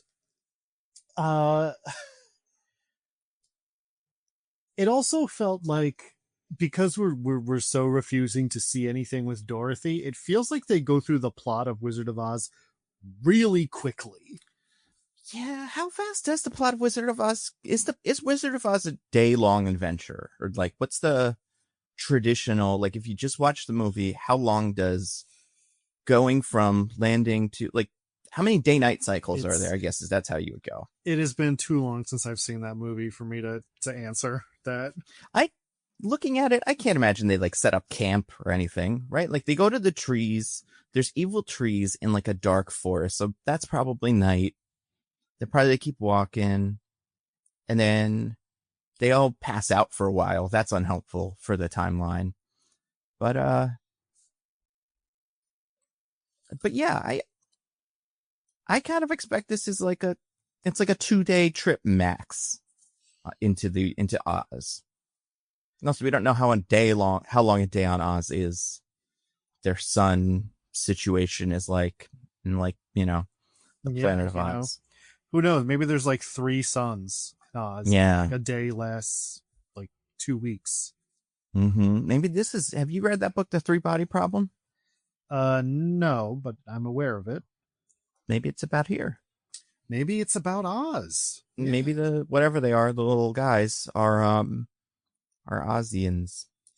Maybe they're Munchkins because they're little guys. That's true. Munchkins, little guys. Yeah, that's definitely what it is. And yeah, I haven't read it either, but I watched the show. It was okay. But yeah. Yeah, the Wizard of Oz. I don't think I know enough about Wizard of Oz to really appreciate the Wizard of Oz stuff in this movie as it happens. That apparently, since they changed where characters are in scenes, it doesn't really matter. Because it's like, if I knew for sure that the witch meets Glinda in that moment in the first scene, I probably would have been kind of annoyed that they don't meet with Dorothy. But in my head, as I'm watching it, I'm like, I guess I remembered that wrong. No. I mean, it definitely is different. In the original Wizard of Oz, the witch shows up and is like, my sister's shoes. I'll get you, little girl. And your little dog, too. The famous line. Yeah. Also, at that point in the story, has Elphaba seen the bubble machine yet? I feel like Elphaba doesn't go, hey, cool bubble machine, ever, to Glinda. She does later. Oh, she does? Near the end of the movie, right before she sings her, Ariana Grande sings her bubble song, Elphaba's like, we can't all get around by bubble. Oh, yeah, you're right. Never mind. That's nice of her. Yeah, cool. It's a fucking wild machine that he makes. Like, we don't even have those. Maybe in real life. Yeah, maybe I don't. Well, I think we could probably make a big machine that causes a bubble. I don't think we could do a big machine that causes a bubble and also flies. That's true. It has like little gears going. That's important. And makes the bubble around you. Like that part I feel like would be tricky. Yeah. Like, but like people, I don't know. People do this all the time. Like in your Now You See Me's. People make That's bubbles right. around. Yeah. Movies are good. I liked it. But yeah. But anyway, so that's the Dorothy of it all, which is strange. Why don't I spin this wheel again and we can see what else comes definitely up. Spin that wheel. So we've got a TikTok, TikTok, TikTok, TikTok, TikTok, TikTok. Oh yeah, that. Oh, it landed on one of yours, Nando. Oh, this one has a lot written on it. They're all options for it. So I guess the wheel wasn't sure where to go with it. But it is either Dead Spool, Thread Notice, Detextile Pikachu, Green Lantern, or of course Ryan Ragdoll, the main one of what if Ryan Reynolds' face was a guy made of fabric. And you know what I learned recently from looking at a picture? Apparently that's a practical, or at least they did it practically. I'm sure they zhuzhed it up with CGI and stuff, but yeah, they have no way CGI was not involved in the end product. Yeah, they have pictures of him putting on the stuff. I mean, I can imagine a world where they were like, it's too freaky, we got to make it smoother, and then they just went overboard on the smoothness. But, but yeah, we're talking obviously about what's his name, Fiyero. Jonathan Bailey's character, Fiyero, who gets turned into a man who can't feel pain and can have his bones broken during his crucifixion, and ends up being a scarecrow man. And then but like we were saying with the Dorothy thing, we don't see his face. We never. All the wide shots, kind of, he's in shadow. So until the very last scene of the movie, we don't know what he looks like. And we see him, like, by this point, I think we know it's him because he's at that castle and he's like going to check on her, but we don't know what to expect face. And also, from seeing this and seeing the original Wizard of Oz and the play, the Bach looks about what you'd expect. Like that face and the way that makeup works with Bach as the woodsman, I'm like, yeah, so I didn't expect anything crazy coming out of this scene. No. I was just like, he's going to look like the guy in the thing. I think I said that earlier today in this recording. Yeah. It was all in one day. That I think from the waist up, the Bach Tin Man costume looks really good. Yeah. And then something happened on set. They lost all the machines that they used to do that, and then they had to try with Fiero, and it looks really terrible. But specifically, and not terrible, they tried their best, but it looks like Ryan Reynolds. But like, if you were in the process of like scanning his face with like something that puts like kind of lines on his face, so it doesn't look. It looks obviously very fake. And Jonathan Bailey, to be fair, kind of looks like Ryan Reynolds. They're not dissimilar men. But they're both the sexiest. By the way, that is the sexiest face alive then, I guess, because they both won that competition in them and John century. Krasinski. Oh, yeah. Well, and Maroon 5's guy and some singer everybody hates. I don't remember who it was, but we're all over the place on those. But I don't know. That was weird. It was weird that he looked weird in it. It's really hard to describe, because I was told going in that the Scarecrow looks really bad. And I was like, all right. I'm going to look up an image of it right now. And I still didn't feel ready for the way in which it looked bad. Like, especially because, like you said, he's in shadow, in wide shots, whatever. We don't see him until the very end, when the first look we get of him is full close up. His face takes up like the whole screen, so you can really soak in all the detail, and it's horrific. Yeah, I'm gonna share you a picture. This was from, who is this? The prosthetic makeup designer Mark Coulier. Sure, look at Jonathan Bailey as the Scarecrow. So this is like what they did for his face. See, the thing on the right, well, it's not amazing, but it looks a lot better than what ended up on screen. Yeah, for sure. And like, part of it feels like maybe the problem for me and the Ryan Reynolds-ness of it comes from the hair. Because like, I think if you cover up that hair with the traditional Scarecrow hat, it doesn't look as hunky, but I think it looks probably close to real, like, or close to what you'd expect. But he also has the kind of, in that one, you can see it in the picture on the top right, that kind of Ryan Reynolds smirk. Yeah, Ryan Reynolds eyes. I definitely see what you're talking about. I do gotta say, also, this reminds me, he's wearing like a strawified version of his Asgard coat. If you're trying to pretend to be someone else, maybe take that off. Yeah. Yeah, that's true. Cause like, what is the Scarecrow? Oh my God, I gotta look at the Scarecrow now in the regular thing. He's just, I assume, just dressed like, well, He's just wearing like a brown shirt. It's not anything special. So it's what he's got on under, because he does have a brown shirt on. Or he has a green shirt actually, but like and then brown, kind of like a brown headpiece kind of. It's a weird look, but this doesn't really look like either of those things. So maybe he had a Scarecrow costume that he wore before and he ditched that, was like, I at least want to have my clothes when I go to the Beyondverse or whatever. But like we said, it's mostly it's the sex cardigan kind of. That's pretty cool for him. Yeah, as we said, he's probably happy with this whole thing then, now that he's the texture of the sex cardigan. Mm-hmm. So now he'll never be away from it. He'll never have sex without it again. It's pretty awful. Do you think he has a penis like that? I do believe earlier today we did discuss this possibility. Yeah. That's a shame, but also maybe it's cool. Maybe he likes it. What do you think? Maybe it's a big ear of corn. Because of all the corn that happened around him during so that's not bad. What could do worse? Well, I mean, it's not great, but like, depends on the size of the ear of corn, I guess.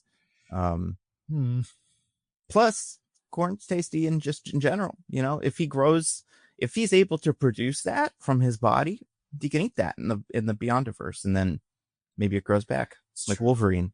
If your partner becomes a scarecrow person with corn down there, like, and it's kind of your fault that happened. 100% your fault. It is your fault that it happened. Like, you try to make the best of it, or you like, I don't know about this anymore. I mean, you're so tied. You're so like backed into the corner too, because you had a sex conversation with him where you were like, I'm ugly, and he's like, I think you look beautiful no matter what. So like you got to turn that back around on him, which he does. That's your only option. You can't go like, actually, there's a couple of specific beauty things that I think are pretty. We can't really work with them. So I never thought I'd have to deal with rag face man, but I have rag face man face. It'd be like kissing. It'd be like making out with a pillow, and like or like it'd be more like making out with a burlap sack. Well, yeah, big burlap sack. That's true. Maybe there's probably some people who'd be into that. I'm sure there are, but the question is Alphaba one of them? Is she one of them? She's gonna have to be if she'll have to learn. Yeah. She can't even kill him either if she's like tired of it. She can't throw him down a ravine because then he'll just get back up. That was the whole point of the spell. Exactly. It's bullshit. There's no, and she doesn't even do the spell book anymore, so she can't redo it. And I mean, you can't undo any of these spells, but it's like add some internal organs to the scarecrow. Yeah, I mean, is it I mean, the rules of that are like so ambiguous because it's like, yeah, I can't undo it. Could I cast turn a scarecrow into a man spell? Right. Turn him back that way? Because that's not undoing it. I'm doing a different spell. And if that's the case, then maybe let's make an army of scarecrow men or something. Because we could take over anything now. Like, that's a pretty sick.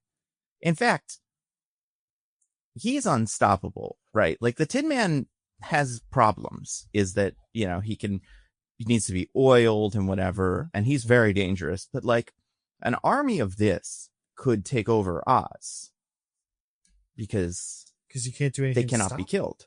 Yeah. So she stumbled upon. I mean, she doesn't need to take over Oz, but if she did, this would be a pretty sick way to do it. Yeah. Who is the deadliest thing in Oz? Ooh. Deadliest thing in, like, by kill count or just by like amount of danger? Amount of danger. Throw them all in a coliseum or something. Alphabet doesn't have the grimoire. Nobody has books or anything. It's just like what you got on you. What's coming out at the top? Like, is it like, I mean, a lion? The only person we see do magic without the aid of the grimoire in this movie, like self-directed, is Madame Horrible. Yeah. And that's tough, but then could she kill the Tin Man? If he was trying to kill her, wind powers are pretty good. If she could get a good tornado going, I think she could get him. Especially if she can summon houses from other dimensions while she Yeah, that's true. That's a good point. Hypothetically, she could summon anything from another dimension if it can be picked up by a tornado there. So, and what can't be picked up by a tornado? Yeah, send that tornado right down to Los Alamos, and then you can destroy the whole land of Oz. They probably didn't expect the tornado would get them down there, but if one did come up, that would have been a real bummer.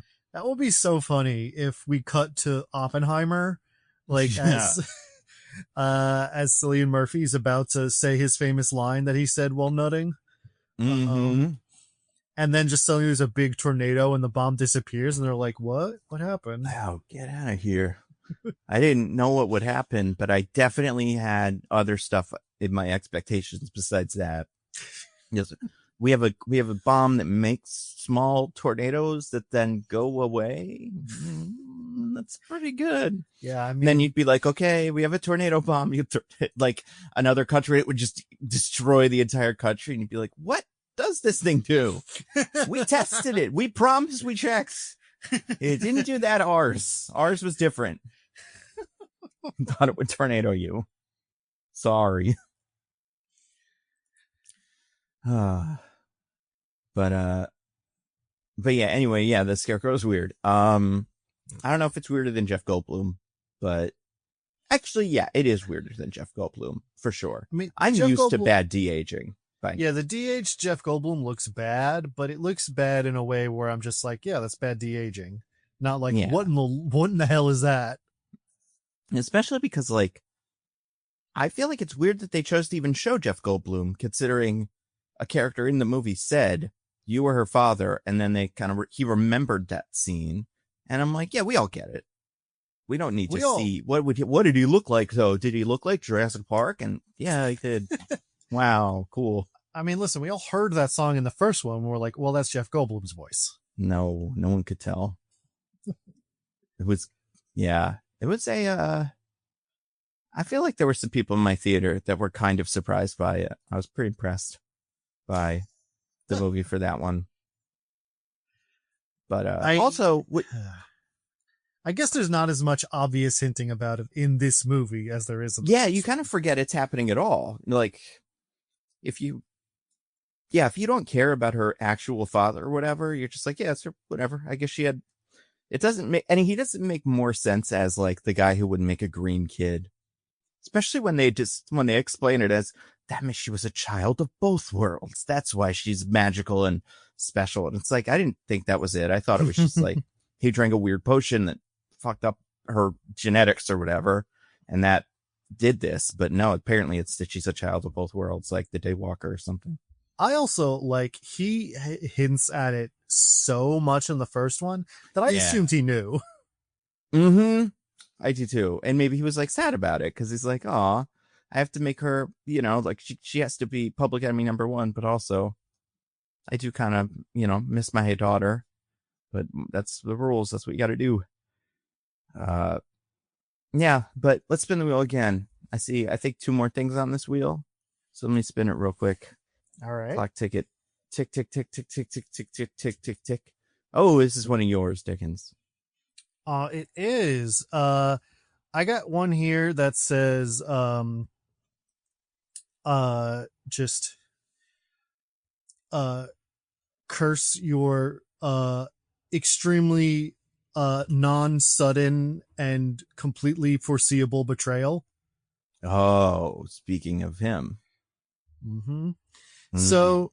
So we talked about it in the summary, of course, but like at one point Elphaba goes to see the wizard and he's like, I can't tell people the truth because they won't believe me. But what if you came and did cool things with me and then I wouldn't have to be mean to the animals?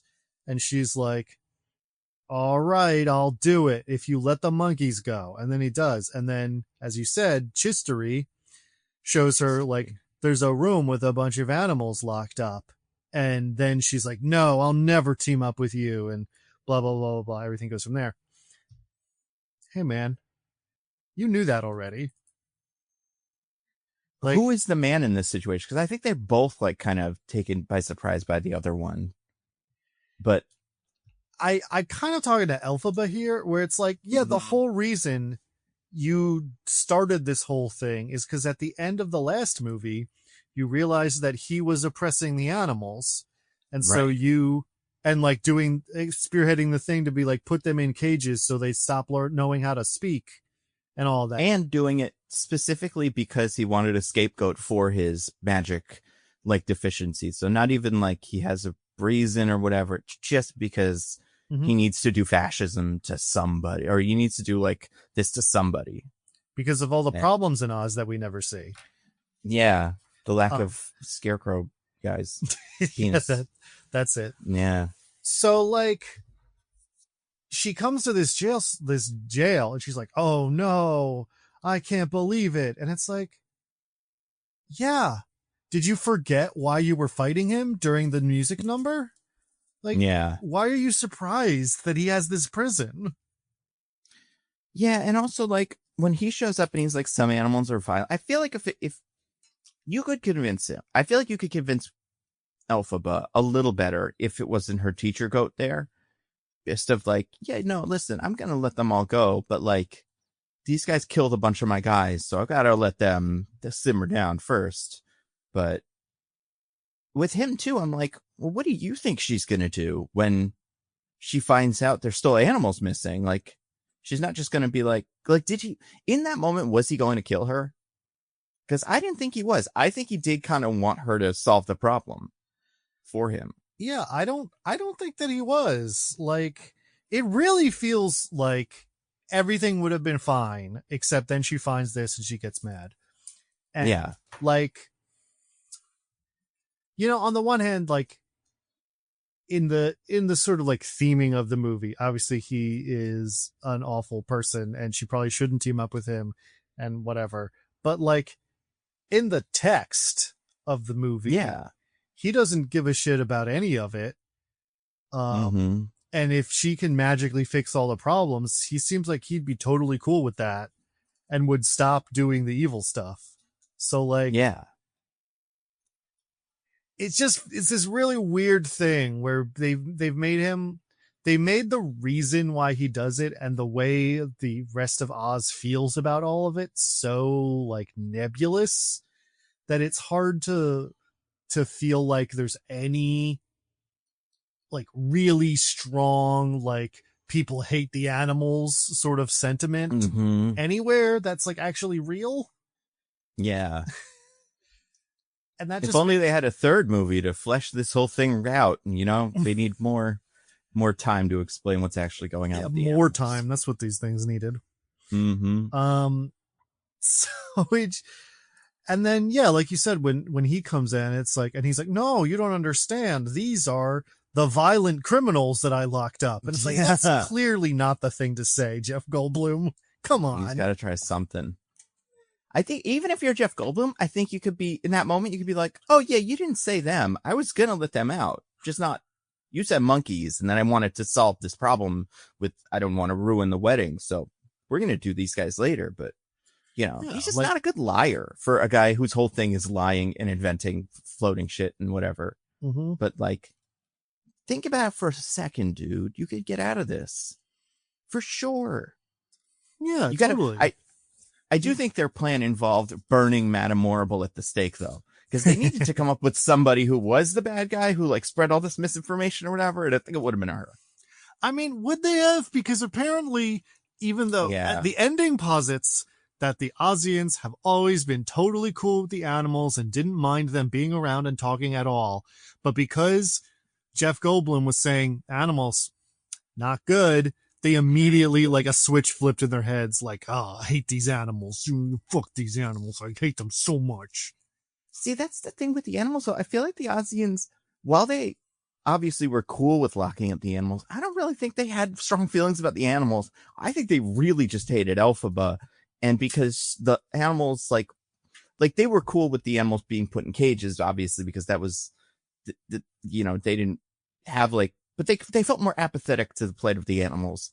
I think you would have a hard time going like, oh, we were wrong about Elphaba. You know how we put all those posters up of her where she made scary face? That was a different guy. We made a mistake. And they would, I think there's people, I mean, there have to be. They made the big effigy of her to burn. There's a whole system. And they did it on such short notice. Yeah, there's jobs devoted to hating Elphaba now that I don't think you can get those people back. And like that part of the economy, I think that's what Glenda recognizes at the very end of the movie. She's like, these guys, they can be convinced to like the animals, but they have to be able to hate Elphaba. Otherwise, this is never going to work. And, cause yeah, that's what she goes with. And, yeah. It's pretty stupid. What else about that was stupid? I hated the whole wizard's exposition at all. Anything, whenever he explained to them of like, no, you see, I can't tell them that you're a good guy and not a bad guy. Or wait, no, what was it? It was like, I can't tell them that I'm not magic because they won't believe me. They want to believe that I'm magic. Yeah, because terrorists and freedom fighters aren't the same thing. And it's like, they do want to believe that you're magic. You can't tell them, but you, like, the wizard can come down and go, guys, I can't do magic. And they'll have to believe you. What are they going to be like? Oh, he was humble before, but now he's not even going to pretend like he can do magic. We got to make him double wizard or whatever. Like, there's nothing. I got what his argument. I think he has an argument, which is that there needs to be a narrative that's not just turns out the wizard isn't magic. This one's magic and he lied to you. Like, that will be confusing, but the idea that they'll not accept him not being magic, even if he tells them, I don't think that's how this works. Like, now I do think in like the L. Frank Baum Oz stories, it is the case that when the wizard first showed up in Oz and like came to the Emerald City, they were like, "You're a wizard, you do magic stuff," and he was like, no, I'm not," and they were like, "No, you are though." Yeah, I guess that's true, because that is kind of what the James Franco movie, I think, is. It's like him kind of falling into that role. Yeah, you know what? Actually, wizard, that's a good point.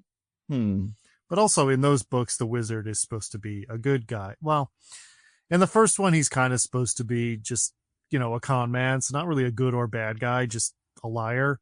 But as the books went on, he kind of became a good guy. Actually, now that I think about it, so the wizard, what's the wizard's, when did the wizard have time to fuck his way through Munchkinland in the history of this, usually? Because like, it doesn't seem like he can just be some guy. I feel like he's got to go straight to wizard stuff. He's got to be a big deal. But well, maybe in this version, instead of just taking the hot air balloon straight to the Emerald City, he fucked his way through Oz before he ended up at the Emerald City, and they all thought he was magic. That's fair. I want to know, where did he find the magic potion that makes your kid green? And also, why is Nessa magic? Well, magic appears to be a thing people in Oz can do, at least some of them. So like, Elphaba is so good at magic and like so magically powerful because she's a child of two worlds, but it's also just a thing Ozians can do. Okay. That makes sense. And like, I guess because this movie makes it seem like it's such a rare quantity that Madame Morrible somehow figured it out and she's her own thing. Also, she's quite old, so it's like maybe, but like a child could never. But then Nessa, even though she's not a child of both worlds, unless fucking what's his name? Well, no, wait. Is she Elphaba's? She is also born from the same mom as Elphaba, right? Yeah, I mean, that part they would have to be very clear on. And Elphaba is older than her, right? Yes. Why is the dad mad at Elphaba? Why isn't he mad at Nessa for killing the mom? Isn't that part of the deal? Or is it just because she's green that he's like, your mom got green disease from you, had Nessa died, and that's your fault again? I think Elphaba was also a difficult birth, so she was like, kind of sick and weak after that, and then she had a second birth, and that did her in. In which case, I'm like, hey man, why'd you try to have a second kid? Yeah. The first one was so bad for her. It's kind of on you a little bit. 100%. He's a monster. Oh, also, I did want to mention this before I forget, because a whole hour has passed between when we talked about this last time and now. But even that was enough time. It acted like 2 days of my life to think about this. Bach is a blameless victim, and Nessa is fully the villain of the whole story. And the more I think about it, the more I'm like, man, Bach gets fucked by this. Like, he just goes, he wants to date, what's her name? He's 16, or maybe even younger, 14. How old do you have to go to Chiz? Who knows? Bowen Yang's there and he's like 30, but whatever. He goes there and he's like, hey, I would like to have sex with Glinda. And she's like, you know what would be really cool is if someone was nice to Nissa Rose once. And then he's like, I'll be a little nice to her. And then she's like, I love you so much. Then she's like, well, oh, you don't want to dance with me because I'm too horrible to be loved. And he's like, well, not that. You're great. And she takes it way too far, right? He may not even date her after that. Like, they maybe hang out a little bit, but like, then he probably just shows up at her dad. They totally went laughing in a meadow with Vaseline on the camera, at least. That's true. They went to the Vaseline meadow, but clearly that wasn't a couples only retreat. Otherwise, somebody was tagging along. But Nessa, that's true. Yeah. Elphaba got she got a special dispensation to go to the couples only retreat by, from Fierro. But I figure what happens is they're not together for a while. Then her dad dies and Bach's like, man, she's all alone over there. I gotta go say hi and like just see how things are going. Probably goes to the funeral, is nice. And then she just kidnaps him forever. And she's the governor of this country. And he could tell, like, this is the thing with her. And like, I feel like he doesn't break up with her, or like he doesn't make his feelings clear to her. But also it's like, he probably knows if he does, she's going to impose Munchkin fascism. So he's probably just got to keep it, just keep it down and try his best. But I feel like the second he's like, maybe if I marry Glinda can kill her for me, and then I don't have to figure out how to solve all of her like problems that therapy is not gonna like she's not addressing that way, but like she's a bad person. And then she turns him into metal, and I imagine he doesn't really know, because she also hates Elphaba, right? Like, and has hated her the whole time because she didn't come to the mom's thing. So like, or the dad's thing. So him wanting to kill Elphaba is probably like, well, yeah, Elphaba's clearly also bad because Nessa told me always. And like, Nessa's weird, but like, look at how bad, like, he's just this poor guy. At least the Scarecrow gets to have sex with his corncob penis. Like, and maybe what's his name also has a weird, interesting penis. Maybe going on. I don't think I feel like he's very limited in that. It has to be whatever was in that room that bonded to his penis. So, I mean, the problem is like the Scarecrow wears clothes, so we could say, exactly, could be a corncob under there. Tin Man, fully naked. He's made of the clothes, exactly. So then, yeah, and he just has to live there in Oz. In like, he has a heart, but that's not the same thing. And like, his whole shit is so fucked. He's the biggest victim of this, even bigger than Elphaba, because at least Elphaba gets to be happy and stuff. Everything sucks for him. I kind of wish he get to do more in the book. He doesn't really do too much in the book, right? Like, he's just kind of the third guy. They need mini bosses. They need some sort of villain for him to vanquish with his axe and become like the coolest guy. And then everybody could be like, oh my God, he's the best. Right. But so we have the official verdict from Nando here. Disabled people are evil. They deserve no sympathy or pity. Only if they are Nepo babies and they inherit their job, then they deserve no sympathy or pity. Yes, that's 100% it. All right. But yeah, I figure, me and spin that wheel one more time if you want to. Yeah, spin it. Let me go ahead and just do TikTok. And we've got our last wheel slice here, which is one of yours, Nando's. And this one is one of my favorites. I don't want to say it's anticlimactic because we're at the end and you figure it'd be like a bigger thing, but it's just Fiero's gun locked and loaded for her pleasure. He's pointing a little dildo at everybody, well, mostly Elphaba, but then sometimes he'll turn it to other people.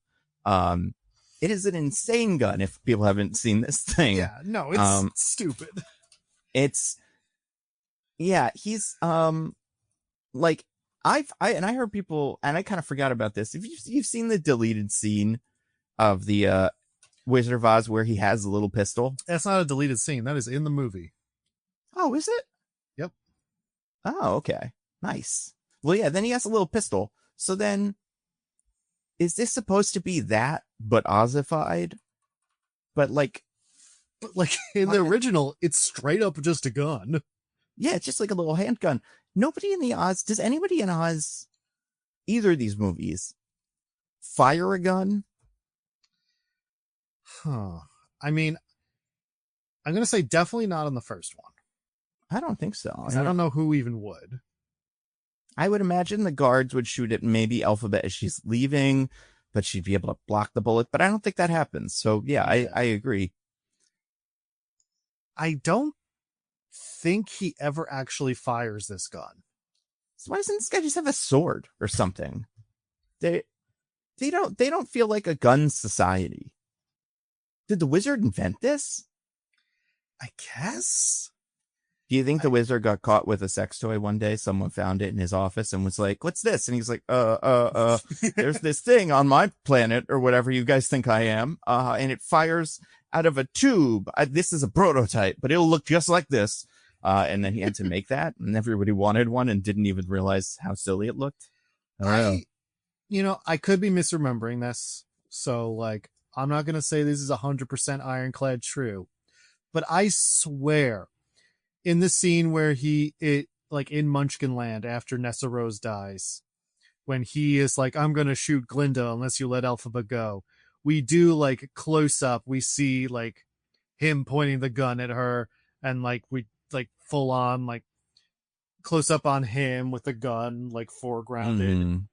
I swear it doesn't even have an opening in the barrel. So I was curious about this too. I looked it up. You can see some kind of clearer shots, I believe, from the trailer of the scene in the room where he gives her the fucking broom, and he's like, "You're cool. We're friends now." When she's escaping the wizard, it seems like the gun is like asymmetrical, and the whole bullet parts are on one side, and you can't see that from the other side of it. I'll send you the picture I'm talking about. Yeah, it's weird. I need them to make a Hot Toys replica version of this so I could see the dimensions. But if you're looking at the gun from the right, oh yeah, I think you can't see it. But what the fuck is this thing then? Like, and that is the angle in the scene I'm thinking of that he's showing it, the one that wouldn't have the hole. Yeah, and now I'm like, but then okay, so do you remember? Because I'm thinking maybe they fire guns at her during the scene where she's freeing the bisons. That would be where you'd do it. Because that's possibly like chaotic. But if they don't, maybe these aren't guns. Maybe they're just sticks. And the wizard has told them what they do, but he's like, it's really dangerous. So only do it when you're ready to kill. And yeah, no one's ever tried. Because in the stage play, he has just like a straight up rifle, like you could not confuse this thing for not a gun. And in this, he has this little handgun that's about, I don't know, 7-8 inches long, and comes to a point at the end, and it's very interesting. Would you say it has a flared base? I would say that. Oh, kind of. We don't really see the base of it too much because he's always holding it. But well, actually, you can kind of see it. Yeah, for sure. It does have a flared base. This thing looks so fucking stupid. But yeah, it's wild. If I had to guess, what I think probably happened is if you had a realistic gun in this movie, it would have to be PG-13. Oh, maybe. Because this is a PG movie. The kids are allowed to see it with their parents. That's fair. But instead, Dildo Gun somehow circumvents that rule to just not even a gun anymore. That's wild. Mm-hmm. But I have a feeling you're probably right. I am speculating. I have seen no news that suggests this is the case, so could be wrong, but that's my gut feeling on this matter. Well, what is this movie rated? It's PG. It is PG? Okay. Why? Oh, I guess because of this kind of sex scene. Otherwise, it's very little. Well, I think in it that I probably just because it's a little dark. Yeah, it's true. You know, people die. Like there's adult themes, quote unquote. Yeah. And the gun is a penis. Hopefully he kept it. Oh, yeah. You think this is you think maybe we got a full Zardoz going on here? I've never seen Zardoz. The gun is good, the penis is bad. Oh yeah, I've heard that before. Yeah, kind of. I mean, the penis is bad in this, right? Is it a reverse Zardoz? The penis is good, the gun is bad. So the only time anybody has sex in this movie, like explicitly, like the cardigan. No, even the cardigan. It's not like explicit sex, but Elphaba is born of what must be, penetrative intercourse, whatever you want to say. So like, well, now that's not great. It is possible to get pregnant off of non-penetrative intercourse. It's just oh yeah, that's true. Magic Asian toilet seat or whatever. Some fluids can end up in some places where in 1,000,000 to 1 shot it does happen. Well, then I guess I'll say the best evidence we have for one character having plain old sex with another character is when Elphaba is born as a product of like kind of not like it's like cheating, I guess. It's not as It's an affair. Sexual assaulty as it is in the other versions of it. But yeah, it's like an affair. In this movie, it feels fully consensual. Yeah. In every other version of it, that is much more questionable to outright not. So then I'm like, maybe sex is bad for these guys. Nobody else really seems to have it. Even like Fiyero and Glinda, when they're like doing sexy dancing, in that first movie, it's just a little bit of hip stuff. There's not really much actual, I don't know, sexiness going on. Yeah. I think they make babies by like some bullshit. Like they smush a, pile of rocks together and cast a magic spell. Like, I don't think they have. We need James Cameron to tell us what kind of births they have, like in his Avatar. Because he thinks about it. He does. He has it written down for every movie he sees. I don't know if he saw this, though. He's probably pretty busy. I'm imagining him sitting in the theater watching this, writing down like Munchkins, placental birth. Ozians, non-placental birth. Yeah. I feel like, and then like, who's the... See, it's weird about this too, because like the animals are animals. They're magic animals. Are there any other magical races that exist in Oz? Like, there's no like fairies or anything like that here. But like, it feels like there would be. I don't know enough about the original Oz books and stories. I'm not to say if there is or isn't further magic stuff. Because then, is it just like Ozians and Munchkins, and those are the only two humanoid races in this entire place? And I think it is, like, or at least that's all we see. But it's like it's like Lord of the Rings. They just stopped at 2. They were like, there's elves and humans, and then that's enough. Everybody's one of those 2 things. But yeah. These movies are... I don't hate it. I think it's a fun little world, and it's weird, but it feels like it's missing something.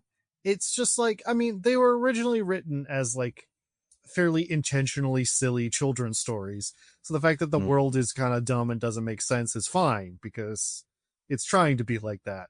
But then like the more serious you make the adaptations, the more you have to be like, well, like, what is this though? Yeah. And it does seem like, I mean, I think this made a fair amount of money. Like, I don't know how. I think it made more money than the first one. It had a better opening week. It had a better opening weekend than the first one. So we we're not going to know if it did better than the first one for a couple months at least, probably. Yeah, and I feel like it's got a hard road ahead of it with Zootopia and Avatar and all the bad reviews. So like those 3 things I think are gonna, in the long run, I wouldn't be surprised if it makes less money. But still, I imagine we'll get another one. And then I imagine they'll have to start adapting some of the other books or something. It'll be Wicked : a Tin Man story or whatever. I don't know what happens. Well, but this is based on, like, I mean, granted, there were a lot more novels in this sort of, revisionist. The Wicked verse. The Wicked novels. Yeah, there are a lot of them, actually, besides this first one. So I guess they could keep doing those. But as I said, again, just a few hours ago within the same day, they're very edgy in a way that is perhaps not compatible with the much more family-friendly image of the musical in these movies. Oh man, I like this one. Okay, this is the title of one of them. You ready for this? Here we go. This would come after Wicked too. Do you know what it is? I don't. I'm just scared. Okay, it's called Wicked: Son of a Witch. Oh yeah. Oh yeah. In those books, Elphaba and Fiyero have a son. I guess so. Yeah, I don't know what the fuck this is. These also have Dorothy in them. Like they come back, I guess, but like, yeah, there's a whole bunch of shit going on. Okay, hold on. Okay. Wow. Okay. Wait, who's Nor? Well, I don't know who Nor is. Nor seems important though, so maybe Nor was in this. Let's see what happens if I Google this. But okay, so oh, she's only in the novel. She's the youngest character, the youngest child of Fiyero and Srima Tigalar. Huh? and the half-sister of Lure. Which is Fiyero and Elphaba's son. Who? Then what's this guy? Which Wait, guy? this is Fiyero. What? Okay. I'm looking at Lure now. But then... Okay, well, whatever. Anyway, this is what it says, and this is the background of it on the Wikipedia page, which has to be true. Yeah, they can't put it on there if it's not true. This is what it says about why this person made this book. Like Wicked, Son of a Witch depicts a darker, more mature side of the world of Oz. In an interview that was included with the Son of a Witch audio CD, Gregory Maguire gave 2 reasons for writing the book. 1, the many letters from young fans asking what happened to Noor, last seen as a chained political prisoner, and seeing the Abu Ghraib torture photograph. Yeah. Wow. They got to make this one. But I could see it too. I could see them kind of going like, we're going to make a Sun one. And it even could be called like Wicked : a Thing, which is exactly what you want these to be called. Yeah, I bet they'll do this. And I bet it will be, how long? I bet before 2030 we get this movie. But I don't know. I mean, like, do I think that is a plausible amount of time to make a sequel to this movie? Absolutely. Do I think that Hollywood has generally been able to make sequels without a clear, like, antecedent, 1-to-1 adaptation of late? Not really. Yeah. Well, who is this? This is Universal, right? I believe. So they've got some stuff on their hands. They've got Five Nights at Freddy's. That's like, I think in a world where they don't have Five Nights at Freddy's and Super Mario Brothers, I could see them being like, we got to figure out how to make some money off these because like we're out of shit. But that's the same company that would have had a Fast and Furious movie that they seem to refuse to make coming up soon. So maybe they do need like a live action blockbuster and they're just going to fast track this. Possibly. I mean, they do seem to understandably be unable to find a way to make a new Fast and Furious movie that's not dog shit.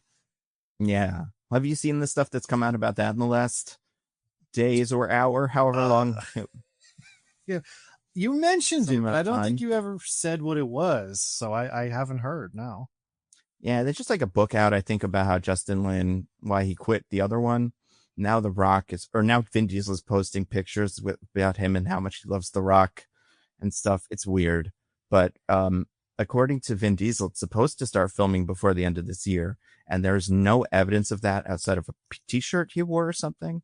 But it's 2025.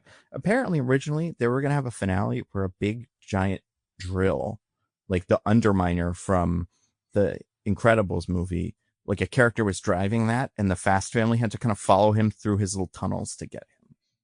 And like, I think that was the planned ending of this one that they haven't filmed yet, or of the last one? The last one. I think that's part of the creative differences that Justin Lin left after. The only thing is, I don't remember which side of that he was on. If he was like, you touch my fucking drill, we're done. Or if he was like, I don't want to do a drill movie. Something like that, though. Considering he left and they didn't do the drill, I feel like we have to assume he was pulling for the drill. So maybe it would have been cool. I don't know.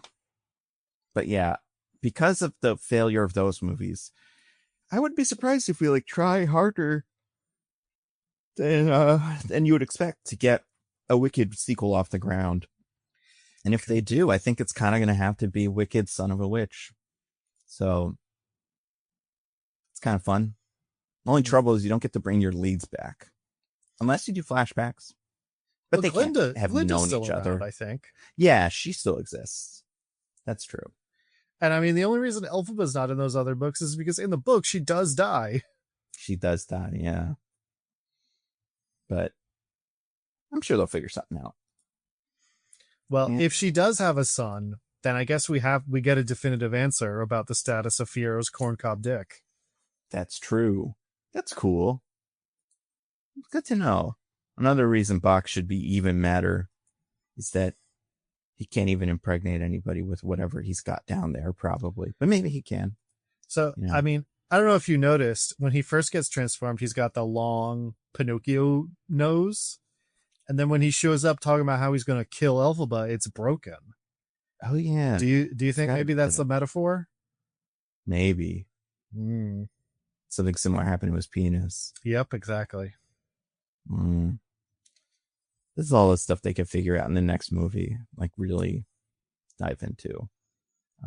I think the people demand it. Yeah, we'll see. Any other thoughts about Wicked for Good or Wicked 1, I guess? Well, we have our questions. Yeah, that's true. So, number 1, could you defeat a Wicked? Could I defeat what of a Wicked? Like, if I were the wizard, could I come out of this okay? Absolutely. I probably wouldn't have done animal fascism, but like, I think if I had to take his spot and keep some animal fascism, I think I could do it. Like, I could placate Elphaba. She's very manipulatable, now that you mention it. Like, he's not great at it, but she's got a lot of things that you could use to manipulate her. I even think if you kidnapped her sister and just tortured her, Abu Ghraib style perhaps, you could get Elphaba to do what you want. Okay. Well, here's my could Nando defeat it then. Your Bach. Can you get out of this with a good ending? I can get revenge. Well, okay. If I'm Bach, I mean, this is a tough one. I feel like Bach doesn't really have a whole lot of power here, besides choosing to marry Nessa and then making her happy, and that's it.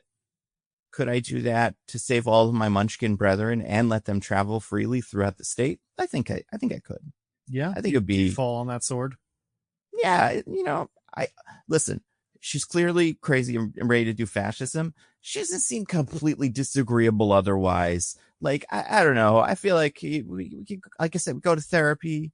We try to work some stuff out. Her dad was weird, so like, there's a person in there that I feel like we can work with. But the idea of like post that, if I'm the Tin Man, I don't think I can come out of this okay.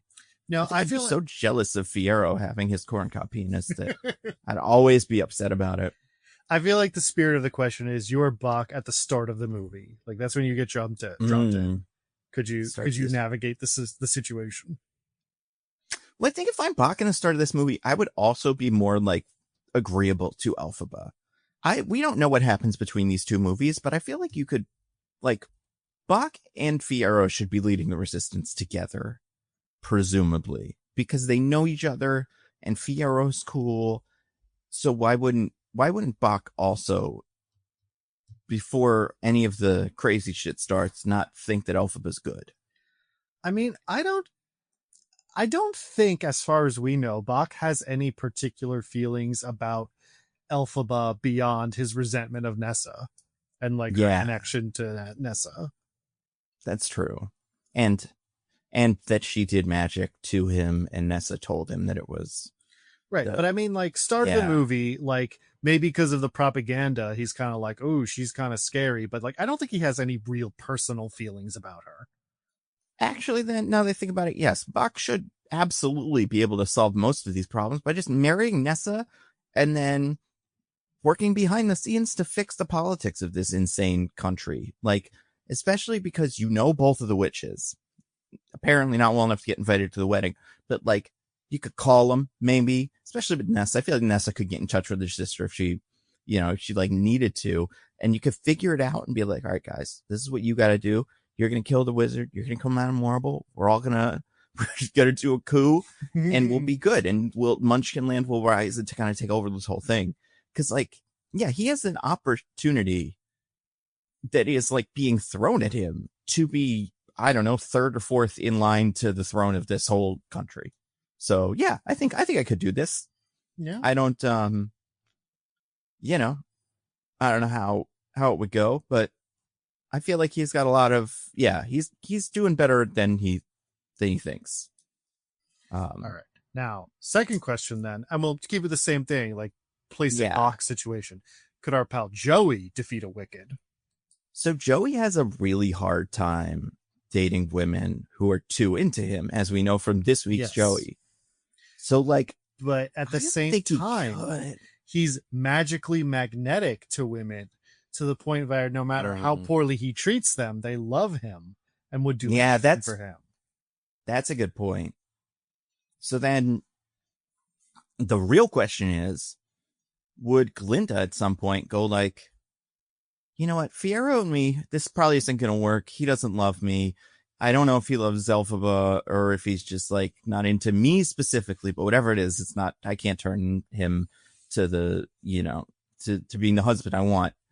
That Bach is quite handsome over there doing that smile over there. Like, maybe I should. How I'm doing.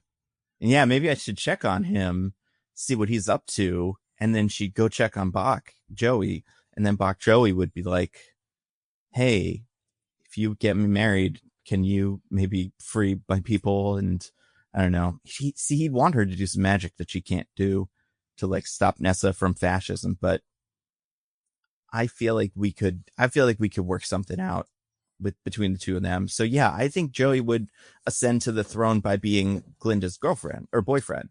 Yeah, I mean, I think obviously if we put Joey in Wicked Part 1 as Bach, like he just wins over Glinda. Like, yeah.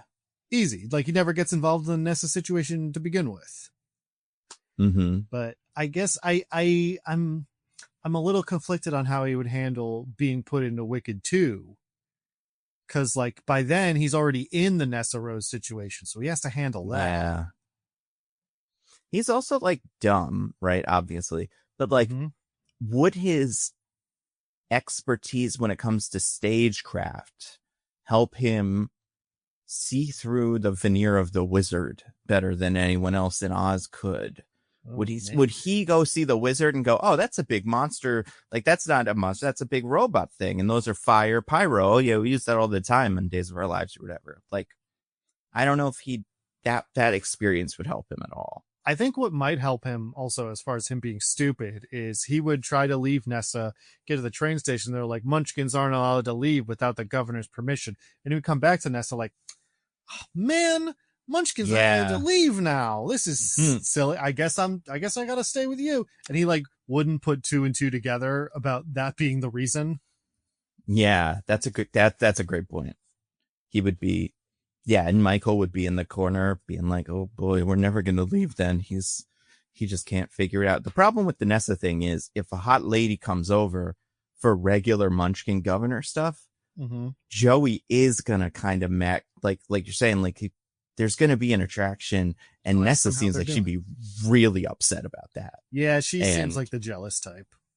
And I don't think Joey's going to be able to navigate that if he doesn't already love her. Like if she's Alex, then I think he could do it. But in a situation where she is Mandy or whatever that other one's name was from this week, like Marcy. I feel like Marcy, he's gonna, play along for a little bit and be nice to her because he's like friendly.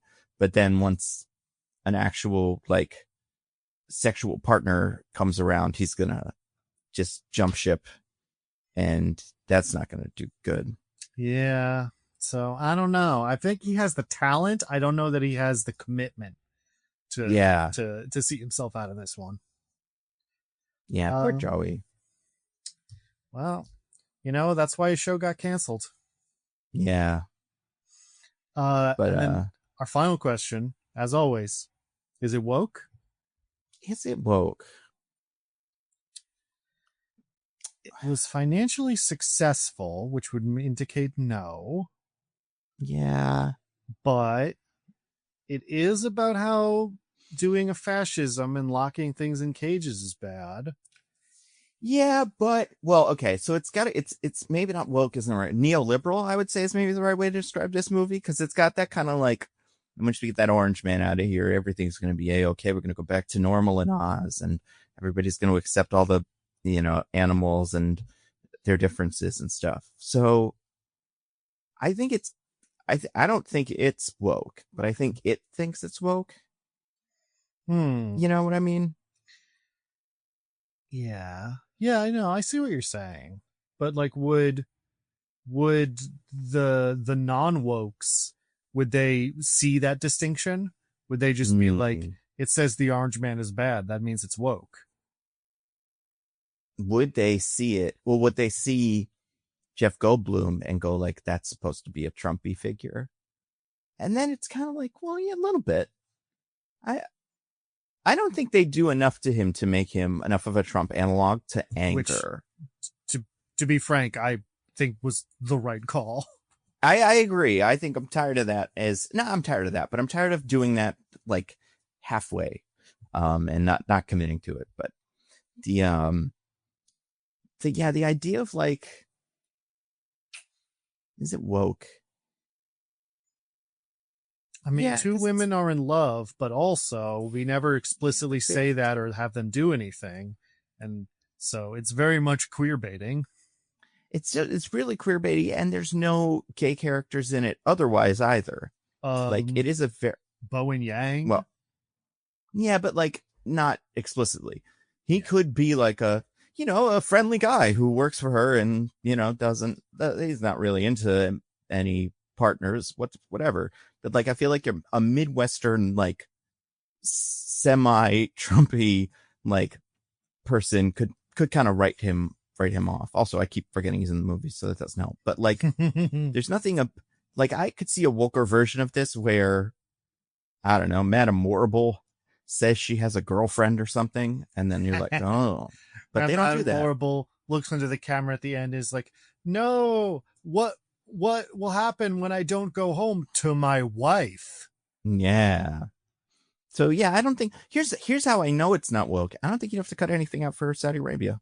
I think Saudi Arabia would be cool with this as is, mostly, except for maybe letting the slavery go. Yeah, they might have to change the ending so the slaves don't get let go. Yeah. They finish the yellow brick road, and then they build a couple more brick roads, and then they have a comedy festival in Munchkinland. Buildings. Yeah. And take the Oxus passports. But yeah, I feel like it's kind of woke, but not really. Not woke enough. Yeah. I think it's kind of like, it's a little chameleon-like, where it's like you can kind of see what you want to see in this one. Yeah. I think we will get woker movies this year for sure. Oh, I can see some much woker stuff coming around the corner that will make this clearly not woke, or not woke or anti-woke, just not woke. But yeah, so that's Wicked for good. What do you think? Do you think DJ would like it? Well, we know he agreed with you that he doesn't think the second act of Wicked is that great. Yeah. I feel like he would, though, have a generally positive opinion about. He'd be like, it was fun, it has problems, but like, I had a good time with it. That would be my guess of his sort of opinion. Yeah, I agree. I think he'd probably enjoy it. I think especially as someone who has also, he's seen the musical before, so like he would understand. His expectations would be pretty low going in. Yeah, and it's long, but it's not that long. I could see a movie like this being 3 hours long. They decided it was, so that he wouldn't hate. Yeah, it's only a little over 2 hours, something like that. Mm-hmm. Very reasonable. But yeah, would you like to get to the classic segment, Diggins? Now we're done with that. I would love that. All right, let's recommend some things to the fine people. Diggins, what do you have to recommend to everybody this week? I have a fair few things, so I'm going to try to go through each of them quickly. First of all, I saw a bunch of movies this week. First, I saw The Running Man, the new Right movie with Glenn Powell. It is okay. That's what they say. Any of the like criticisms you've heard, like it doesn't really have Edgar Wright's style very much. It's kind of paced strangely, where it's like really slow at the start, then it gets really fast, and the ending is like way too long. So like there are a lot of little problems, but I think it still has its fun moments. And And I will say, I do think this is one of the better Glenn Powell performances I've seen. Really? Yeah. He feels a little less smarmy in this one. Which is something I have always felt like in his past performances. Interesting. I mean, yes, for sure he is smarmy, and that is part of his bit. I've heard people say this is the movie that convinced them he's not really a movie star, like A-list movie star. I already didn't think that, and I'm not saying it changed my mind about that, but I was like, okay, he has something though. Is Coleman Domingo fun? Coleman Domingo is very fun. Okay, that's all you need. I feel like, well, not all you need, but that's not in a lot of it, thing. As you might expect, because he's the host of the show itself. But when he is there, he's a lot of fun. Is he a race trader like in this, or is he cool? Like in Wiki? Well, it's less of a race thing and more of a class thing. So I guess you could say he's a class trader. But wow. Coleman Domingo. He's always a trader of some kind. That's what matters. Man, I can't trust him. Trader to Spider-Man in that Spider-Man cartoon. That's right. He's Green Goblin. Trader to Chris Pratt in that Electric State movie. That's right. He tried to take the gun without paying for it. Even though he was this, a fool. Then after that, I saw Hamnet. Movie we all drafted for the Vulture Movies Fantasy League. It is very good. Hamnet is the story of the real life Shakespeare and his wife, who in real life is Anne Hathaway. In the movie, they call her Agnes Hathaway. Possibly for that reason, possibly just because, I really don't know. It's about then, like, their courtship and marriage, and then they have a son named Hamnet who dies of the plague. And sort of then how he channels that into writing Hamlet. And so it's kind of like about that sort of channeling or like processing grief through art, sort of. But it's also like there's a lot of it that's not about that beforehand. That's like sort of just about their lives. It's a movie by Chloe Zhao. It's very similar to her other movies that aren't the Eternals. I got there first. Oh man. If only. Where it's like it's very slow and like very like naturalistic. But I liked it a lot. I think the ending is like very powerful. So I liked that. I saw Zootopia 2. Oh, Hamnet seems like a movie that would be in the Zootopia verse, because Ham. Well, I guess Hamlet. Yeah, never mind. Well, I mean, either one of them could be. Yeah, that's true. They could be just both pigs. Yeah. Or hamsters, possibly. That's true. Probably hamsters.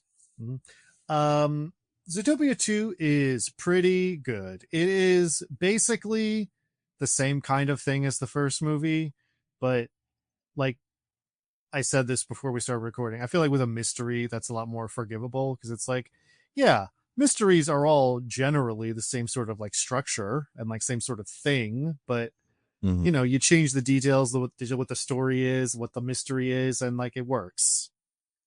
I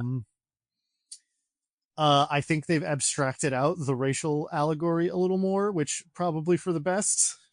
Yeah, so like I don't know that I like my first impression like was as good as it was with the first one, just because I'm kind of like know what these are now. But I think it was fun. It was charming. It had some good jokes. Like I think it's a Disney sequel that feels like they knew what they wanted the movie to be, and that's so rare now that I was pleasantly surprised. How sexy was the horse? Oh, you have no idea. I mean, I have at least an idea, but I don't know. I'm very ready to find out. Between him and the Tigers, it's a close race. Woof. Or should I say nay, but very exciting. I mean, it helps that he's voiced by Patrick Warburton. So, he's got... New Jersey's own. New Jersey's own. Yeah. And then not a movie, and people hate when we do this, but I don't care. I saw a Broadway show since the last recording. I went to see Ragtime at the Vivian Beaumont in the Lincoln Center. And that was incredible. I have always liked the soundtrack for Ragtime, but I never got to see it because it was made in like the late 90s when I was a baby. Not a baby, but a child. So there's a revival that just started up like a couple months ago. And I got to see it. It's an incredible production. The show is phenomenal. Joshua Henry is going to win a Tony. Who is that? Is that the main guy? Yeah, he plays Coalhouse. Okay. And if you don't know Ragtime, it's based on a novel by E.L. Doctorow, which maybe was also what I was thinking of with Frank Baum. Oh, maybe, yeah. That's set at the turn of the century, like 1900s, 1910s, and follows like these three different families, a waspy, like rich family, a black family, and a immigrant Jewish family, and sort of like how their lives intersect and like change. And it's super good. Like I said, the songs are all fantastic, and like the story is like really, just really well written, and like feels unfortunately very timely still, to the point of like there's specific lyrics where you might hear and be like, oh, this is about that thing, and it's like, no, those lyrics were written 20 years before that happened. It's just not any different. Cool. So yeah, I loved that, and I think that is totally worth seeing if you are in the New York City area and can afford tickets to a Broadway show. Anyway, those are all my recs. What about you, Nando? I assume I did rec. I would have things to rec, but then I thought about it. I got about 10 minutes into Stranger Things before I got bored, and then kind of turned it on. I'm going to finish it. I'm going to watch more than the first 10 minutes of Stranger Things season 5 or 4, whatever it is. I think it's, but is it season 5 part 2? Is it one of those? I think we're still in season 5 part 1. I think part 2 comes out in Christmas or something. They have it released timed to holidays. So it's probably part 3 or 1 of 3, because it's this and Thanksgiving. There's a Christmas drop, and I think a New Year's, maybe like the last episode is just, I don't know what the fuck they're doing with those. All the kids are too old. It's hilarious. I think my thing with it was going back into it when they're like, hey, you remember all the stuff that happened? I was just flat out like, no, I don't remember any of this. Well, they showed a scene and I was like, it's crazy. I couldn't think about this, but like, because Stranger Things Stranger Things 4, when did season 4 come out? Was 2022. So I'm wondering, and then 3 was, because 3 was also kind of, pandemic related. So that was 2019. So like the season 4 to 3 gap was probably longer than they wanted it to be. But then you've got another 3-year gap for this one. What was I going to say? But it's crazy that Welcome to Derry show kind of probably got stood up completely in between seasons 4 and 5. And they're doing more, like there's other stuff going on. And, there's like, it's crazy how much stuff this is both influenced, but also because it took so long to make, kind of gotten scooped by. The same way that like certain things happened in like the X-Men cartoon. I thought and then Invincible. No, Stranger Things did happen after the cartoon. Especially since what's her name is Jean Grey. No, she's probably not Jean Grey, but the Millie Bobby Brown is Jean Grey. Maybe. Well, I hope not. New Jersey's own? No, we haven't adopted her yet. But the what's I gonna say? Yeah, it's kind of like how there's a thing that happens in the first season of the X-Men cartoon that's clearly, if not like inspired by a thing that happens in Invincible. Like it feels so clearly inspired by it, but because it's in the 3rd or 4th season of Invincible, it happened in the X-Men show first, and you're like, oh, cool. Look, it's them on Invincible doing the thing that the X-Men. It doesn't matter anyway. It's fine. I like I said, I've watched 10 minutes of it, so I don't have great things to say about it. I would say my big rec this week, because I don't think I watched any good movies. I besides this, obviously I watched Wicked, but like I'm gonna eventually see some of those other movies. I know like Begonia hit VOD this week, so I'll probably check that out. This week South Park was very funny. Like, and usually South Park's hit or miss in terms of like the plot lines. I think are hit or miss. Where I'll like an episode, but I like this part of it was kind of stupid. This part was okay, but this one, all three plot lines were great. I will say the other TV rec though that I have that's more important is I feel comfortable now after episode 4 saying that I think I Love LA is really funny. Okay. And it took a while to get there. Not surprised considering the things that I like about it more.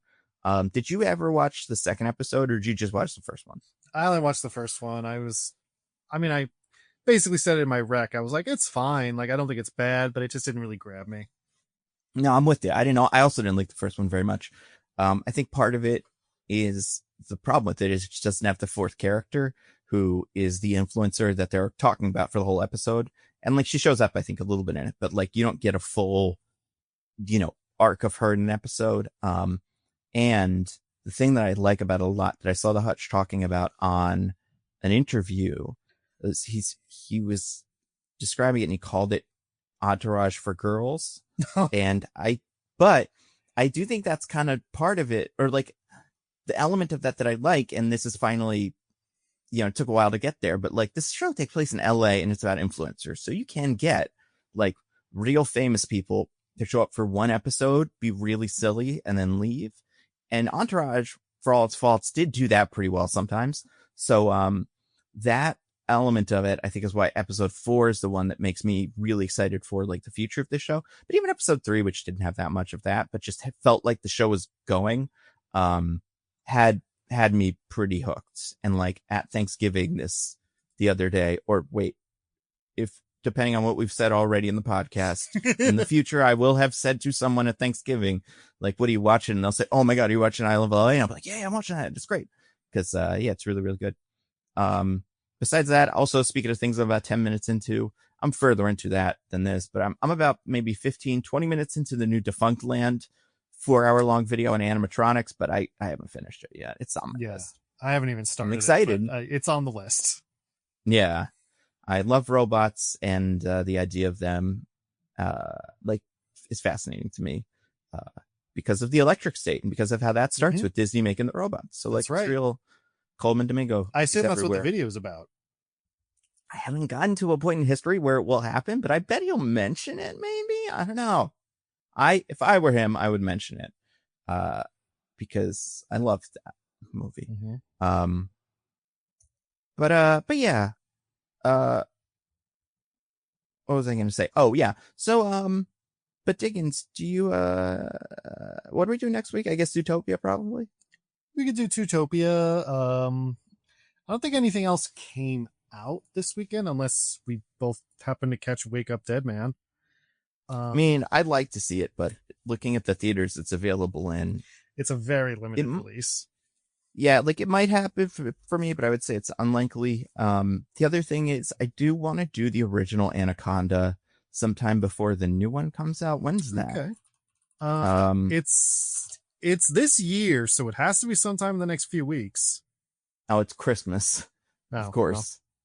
So we got some time. And also I do feel like the Zootopia is probably going to be like one of the top grossing movies of the year, so we should probably do it. But all right. I mean, I'm not opposed to doing it. Yeah.